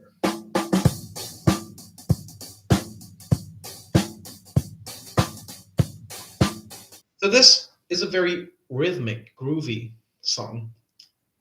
And that needs to inform the vocals too. So this is a well-known song. I don't need to get too much into the details of how the melody goes. But very superstitious. If I do a run, the run needs to be in the grid of the rhythm, even if it's not exactly the same, slightly shuffled for 4-beat.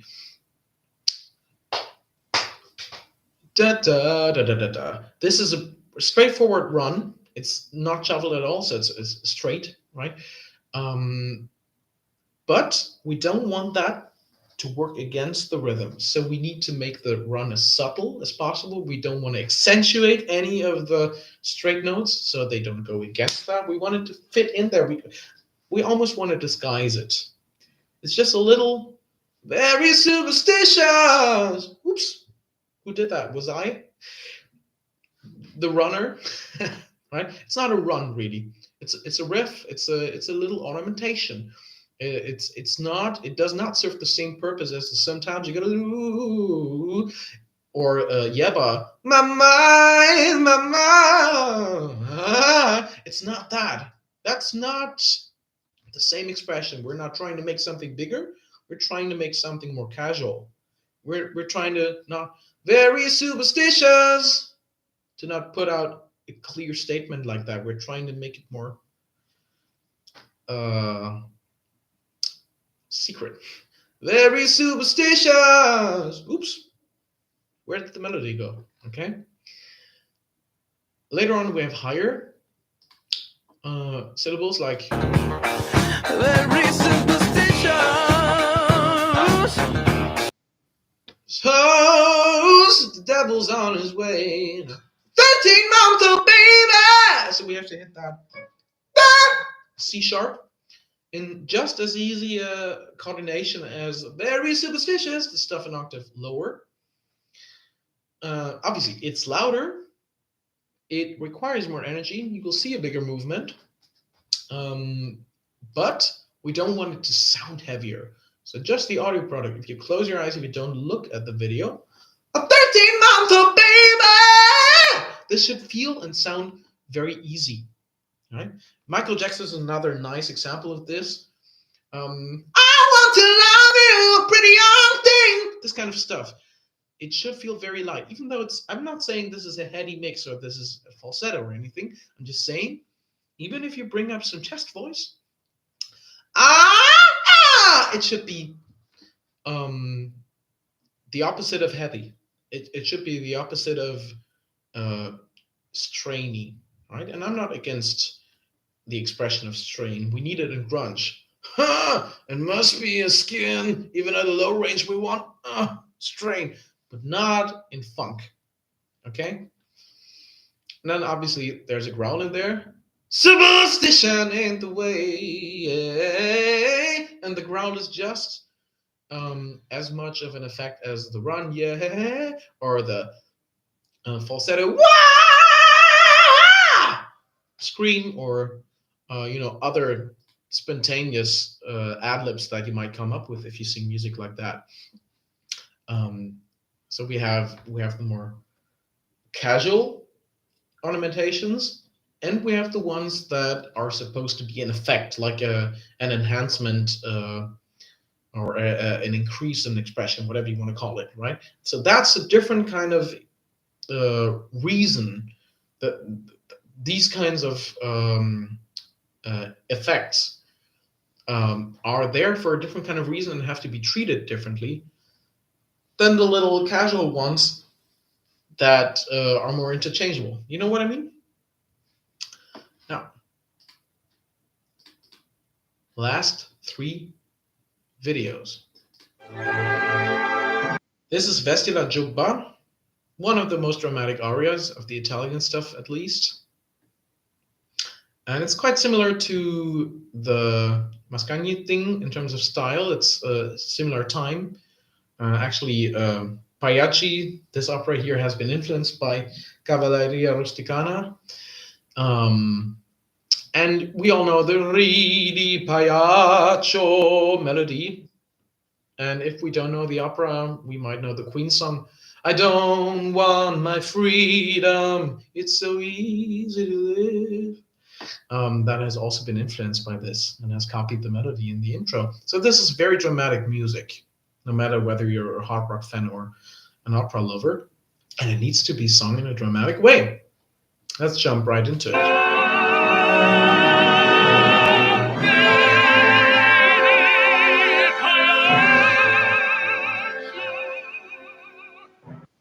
And even though A4 is the highest note that we're going to get,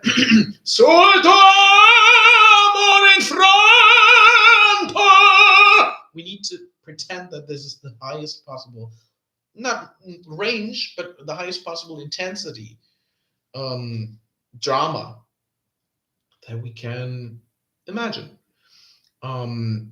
Because, you could easily just write a higher note, and if C5 is not high enough, you could go up to E. It's just not the style of Verismo. Verismo wants to bring out heightened expression, or heightened version of unpolished expressions, in a range that is more realistic. Maybe the character of the sad clown in this aria, he would not yell this at A4 in real life. Maybe it would be only an F sharp, okay, fine. But he certainly wouldn't do that at E flat 5, right? So this is a very different approach compared to bel canto stuff, where the higher the note, the more important the emotion is. And all of it is kind of shallow, though, because it's one-dimensional. I'm not saying it's bad or worse than any other music, but the approach is different. The philosophy is different. So we have to treat a medium-high note. A4 is not a high note, really, unless you treat it like one. We have to treat that as the absolute climax, and it is that. If we go for very big mouth shapes, lots of twang, very low larynx, a posture that helps us keep everything in that place, and the commitment to invest the energy, because this is sporty. Heaven on Their Minds, musical theater, kind of similar to Verismo opera, but now we actually do go higher in the range. Because this is a rock musical, and rock music needs high notes. So this starts very speechy. At last, all too well I can see. Even if there's a bit of vibrato in here. At last, all too well, I can see where we all soon will be. Or even if you sing, soon will be. Even if you put a little ornamentation in there, we want the setting to be speech-like. We want the articulation to be speech-like. Not too lazy, but also not over-articulated like we often hear in musical theatre. At last, all too well, I can see where we all soon will be, because people don't actually understand you better when you speak like that. If anything, they understand you less well, because it's not intuitive to listen to something like that and still perceive it as genuine, authentic expression. That's my opinion. And I'm trying to copy the way that Carl Anderson did it in the movie version of Jesus Christ Superstar, which I find very good. And I'm not saying I'm coming close, but this is what I tried. Now, from that speechy mid-range stuff, suddenly we have to jump up to a belt with distortion. If you strip away where we are, Jesus! Jesus! You started to believe the things they say of you! And then the whole level of intensity, not just the peaks of intensity, but the average is not much higher. And then it goes down again. Listen, Jesus, I don't like what I see. And then it goes up again. Have you forgotten how put down we are? And even higher at the end. Listen, Jesus. Doesn't really matter what exactly the lyrics are and how exactly you try to interpret specific phrases, how you try to bring out the meaning in a specific phrase. If you speak breathy when you say we're getting much too loud, if you go for more twang and the more nasty quality, if you're getting hysterical, that's basically up to you as an artist. How exactly do you want to interpret this, and which direction do you want to pull the lyric? What's important is the contrast in dynamics, especially between the beginning and the end, also within the song. And if you have dynamics and little phrasing Easter eggs, effects, textures within phrases, then they need to be connected to speech and to the story you're telling, because you're a character. You're not a private person on stage, but you are Judas in this case. And it's quite a loaded character, and it's an extremely interesting character in that musical. And yes, this is one of the coolest arias to sing. I'm gonna do musical theater stuff next year.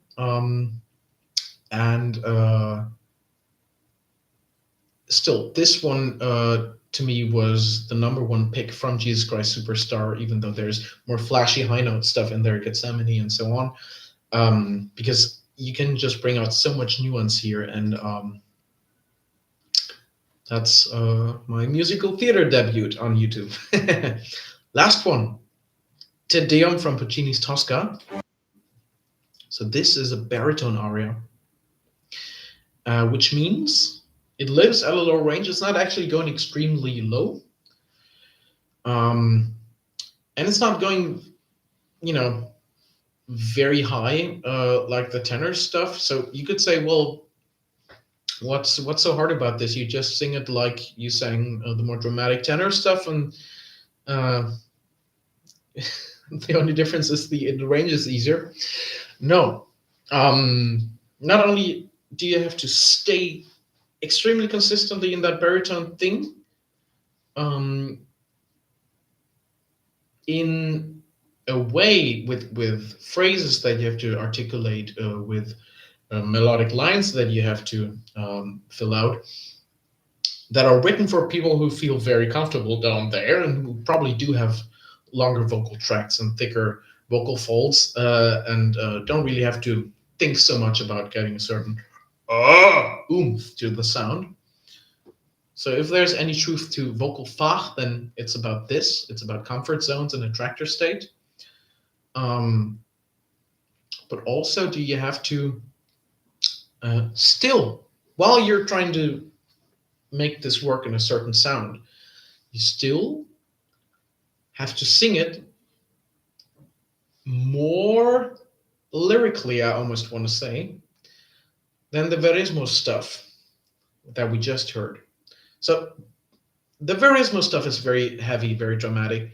This one's obviously very heady, especially if you're used to singing tenor stuff, and a lot of people would label me a tenor, even though I don't really believe in biological essentialism. But let's say I'm a tenor, and I have it harder to sing baritone stuff like that.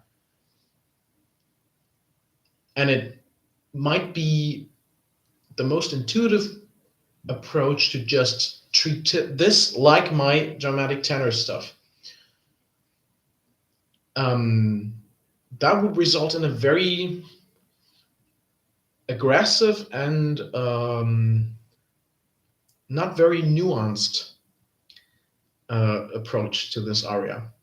It would result in respiri una carrozza, very bark-like vocals. There's the saying, park and bark. Like if you're so focused on the music that you don't really have any capacities to act or move on stage, so you just park and then you bark.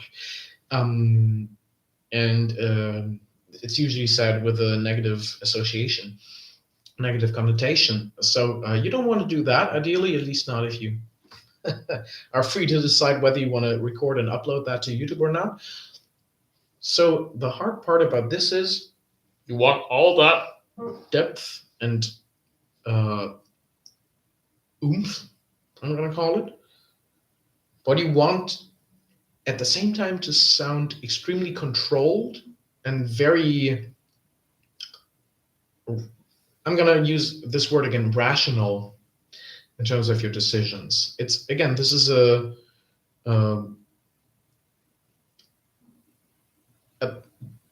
basically morally deprived police officer, similar to Javert in Les Miserables, which I just remembered because of the musical theater song we heard. And we don't want this one to lose control over his own anger or his own drive. There's this moment at the end of the aria where he sings Tosca, because of you, I'm going to forget my God. So he will lose his temper, but this is just foreshadowing. This is not the part of the opera where he actually does that. It's just oh God, what's going to happen in the second act? Because this is the end of Act 1. It's very big climax. It's one of the best ends of an act in opera history, in my opinion. But yes, we don't want to actually stumble over our own emotion or intention to make it big. So this is quite tricky. The way I approach this, and I cannot be too loud anymore after 7 p.m. Because I don't want to annoy my neighbors or make them file a lawsuit against me.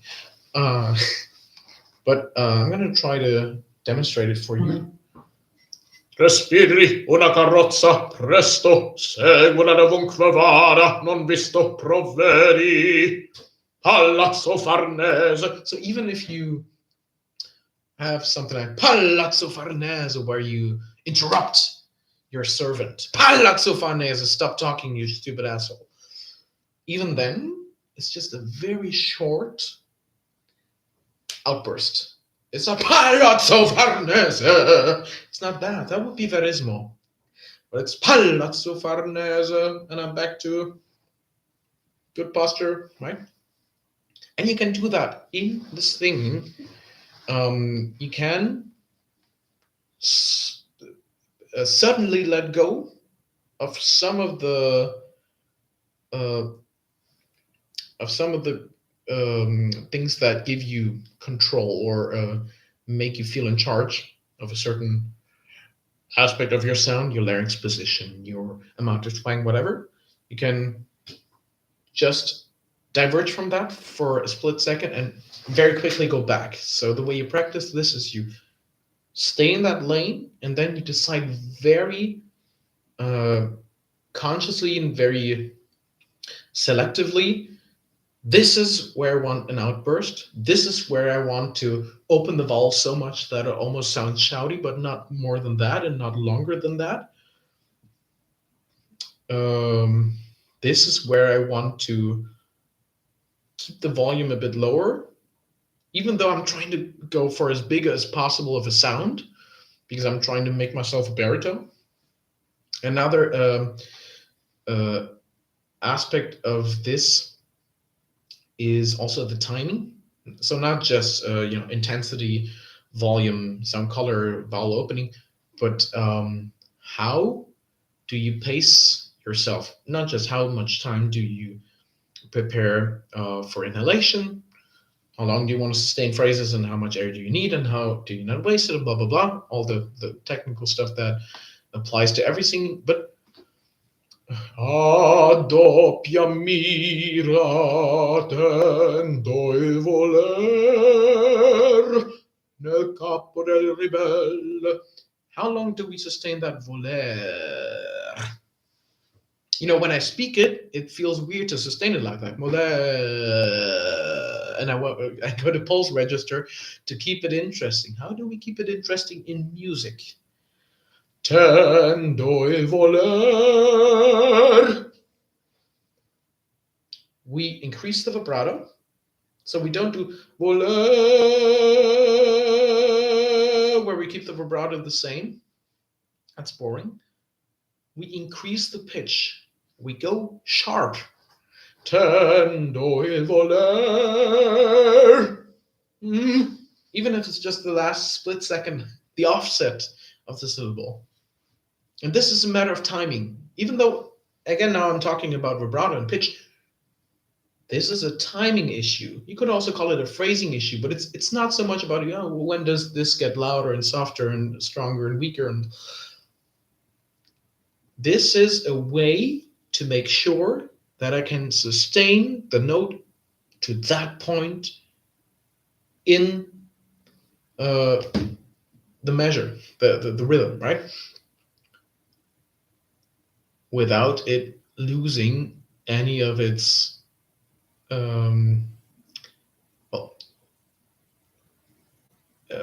expression, but without losing any of its, I don't know if you can say it like a currency.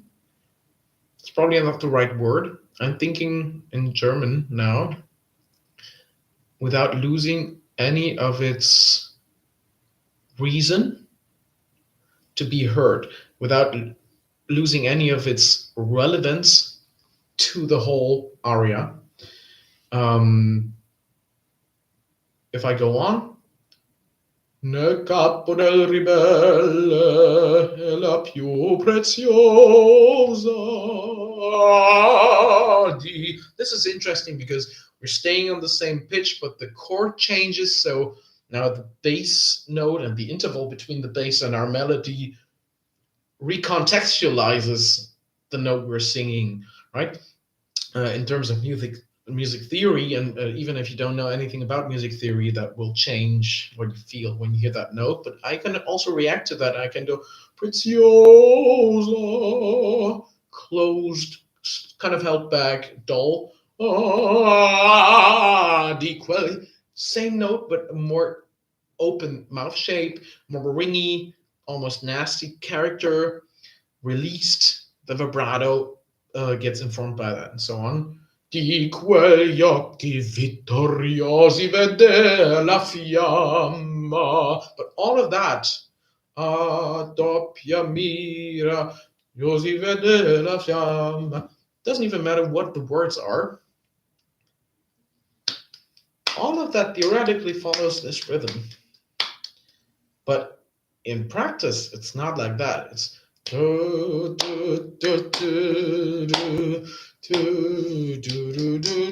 far, we're staying in the rhythm. Now I'm dragging. But not just because the conductor told me so. Maybe he's not even actually doing that, and I'm just allowing this freedom for myself. Why? Because I'm trying to give each note, each syllable, a certain space. And not just, this is an important syllable, this is a key part of the lyrics, so we want it to be very clear. It's not just that, but nel capo del ribelle è la più prezioso.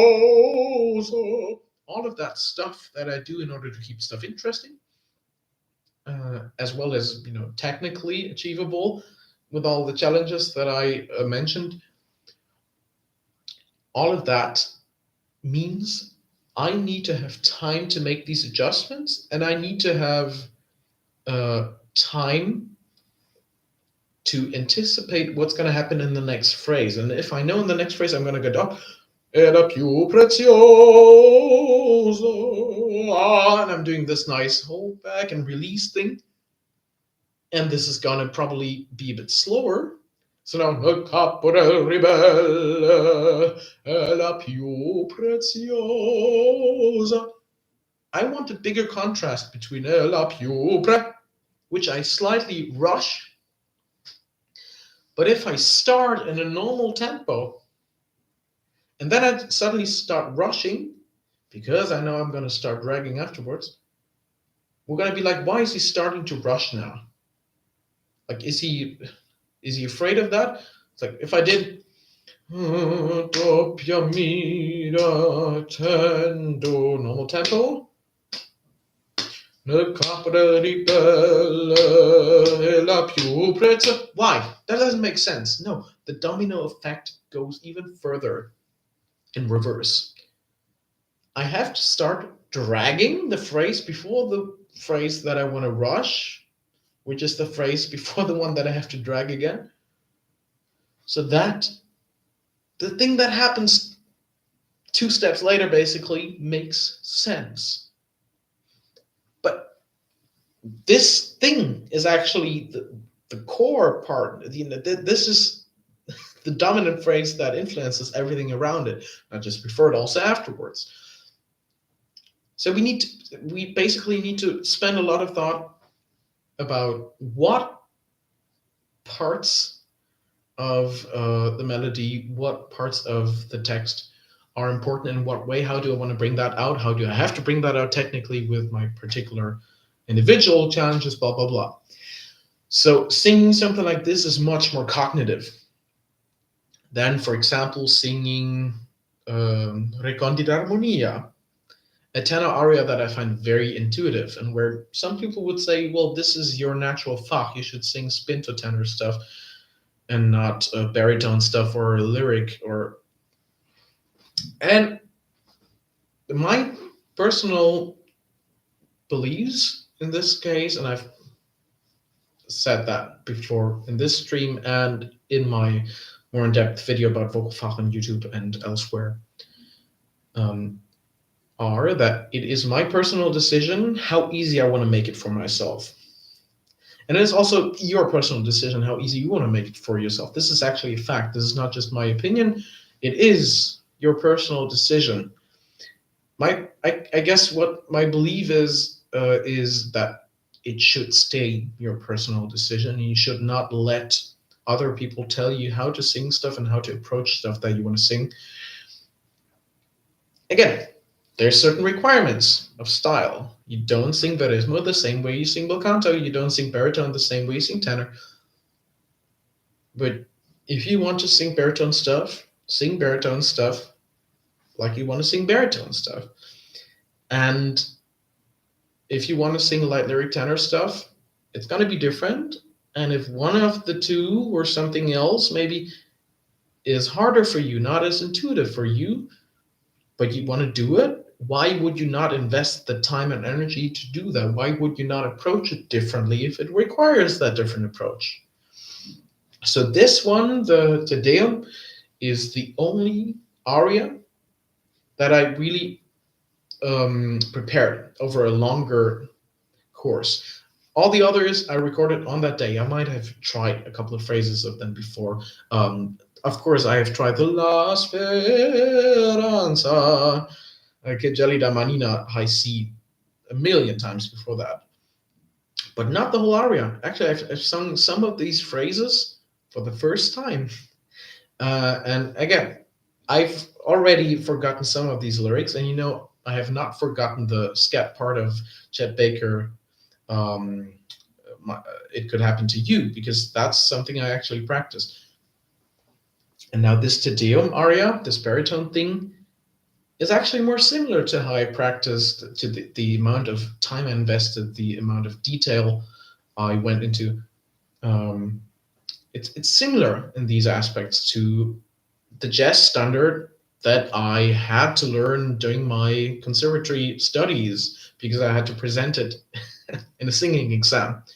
Now, this today, I'm not presenting in a singing exam. I'm not even doing this on stage. I'm not going to be um, asked to sing baritone stuff on operatic stages. Quite unrealistic. I'm not even, the right size. I would have to be either taller or fatter, or in some other way more uh, risky looking. But what I'm saying is, even if I want to sing this without the actual chance of a live audience ever seeing this, why not invest the same energy that I did in other contexts of my life, where it might have seemed more um, straightforward in terms of the process, right? So it was great fun singing this aria. It was great fun treating F4. Tosca mi fai dimenticare idea. It was great fun treating this mid-range note as the top of my range. I almost believed it when I did that. And that's nice, because you have to make it believable. You have to convince people this is a climax, even though, F4 is not a high note. Anytime you look in the mirror, it's a mid-range note. But going into that different character and embracing the difference in approach um, that an aria like this brings with it is great fun. And I encourage you to step out of your comfort zone. Whether you're a classical singer and you've been afraid to try out repertoire from other Fachs than you've been assigned, or whether you're a pop singer that wants to try rock, even though you've been told that rock distortion is risky and dangerous and will hurt your voice. Whether you are a metal singer that has been told that clean singing is, I don't know what people say these days, but there used to be a time where clean singing in metal was wimpy. They used to call it gay, which is bullshit for very obvious reasons. But all the kind of stuff that people come up with, no matter whether it's um this kind of stigma, or whether they come up with a super sophisticated um, music history argument about why you cannot sing this aria like that. Fuck all of that. Sing what you want to sing, how you want to sing it. Be aware that there's certain conventions. Don't be afraid to break them if that's what you have to do. And I'm going to answer some more questions.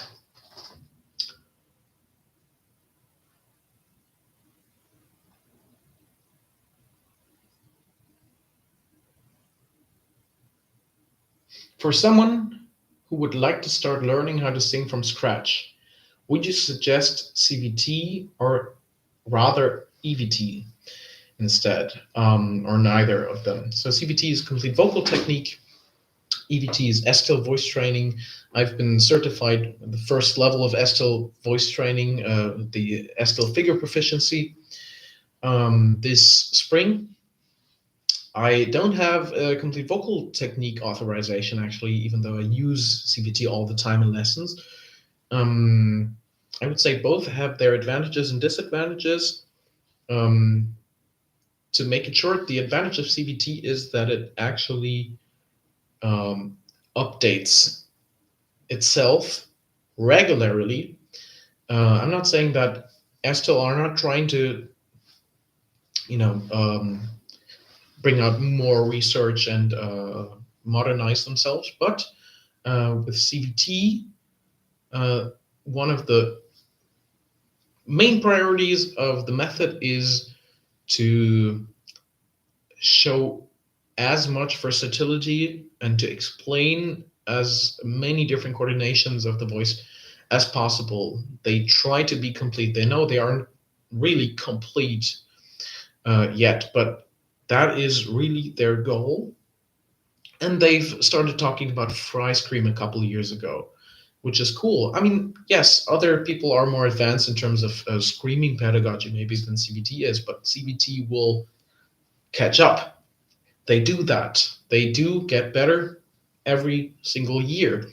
So if you have $70 or something like that, and you're not sure whether to invest that into an Estelle book, Estelle courses are more expensive, of course, or into the CVT app.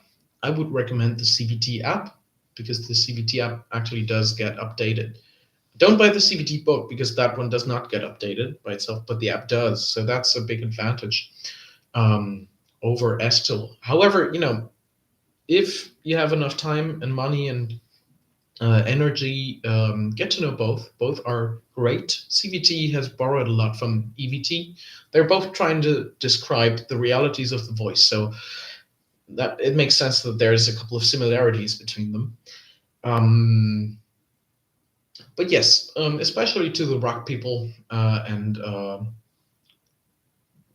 anyone who's really interested in nerdy deep dives, I do recommend Complete Vocal Technique first.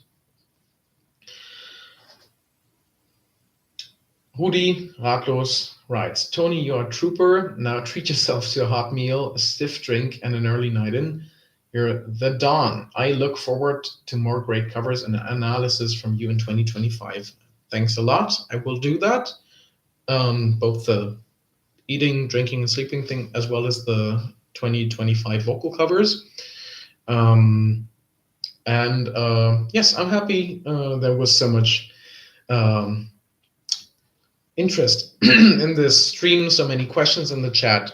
Also critical questions. I appreciate that a lot because it gives me the opportunity to talk about interesting topics and not just the stuff that I find interesting, but stuff that could be interesting not only to me and the person who asked, but also other people. Stuff like I didn't like the way you sang that. Okay, what are we going to do with that? Or is that really sustainable? How do I know whether something is sustainable? Is everything that people say is unsustainable actually not sustainable? All these interesting aspects. Yes, this is a very long stream, almost 4.5 hours. So I'm going to end it now. Thanks again for watching and have a great day, night, whatever time of day it is. Bye.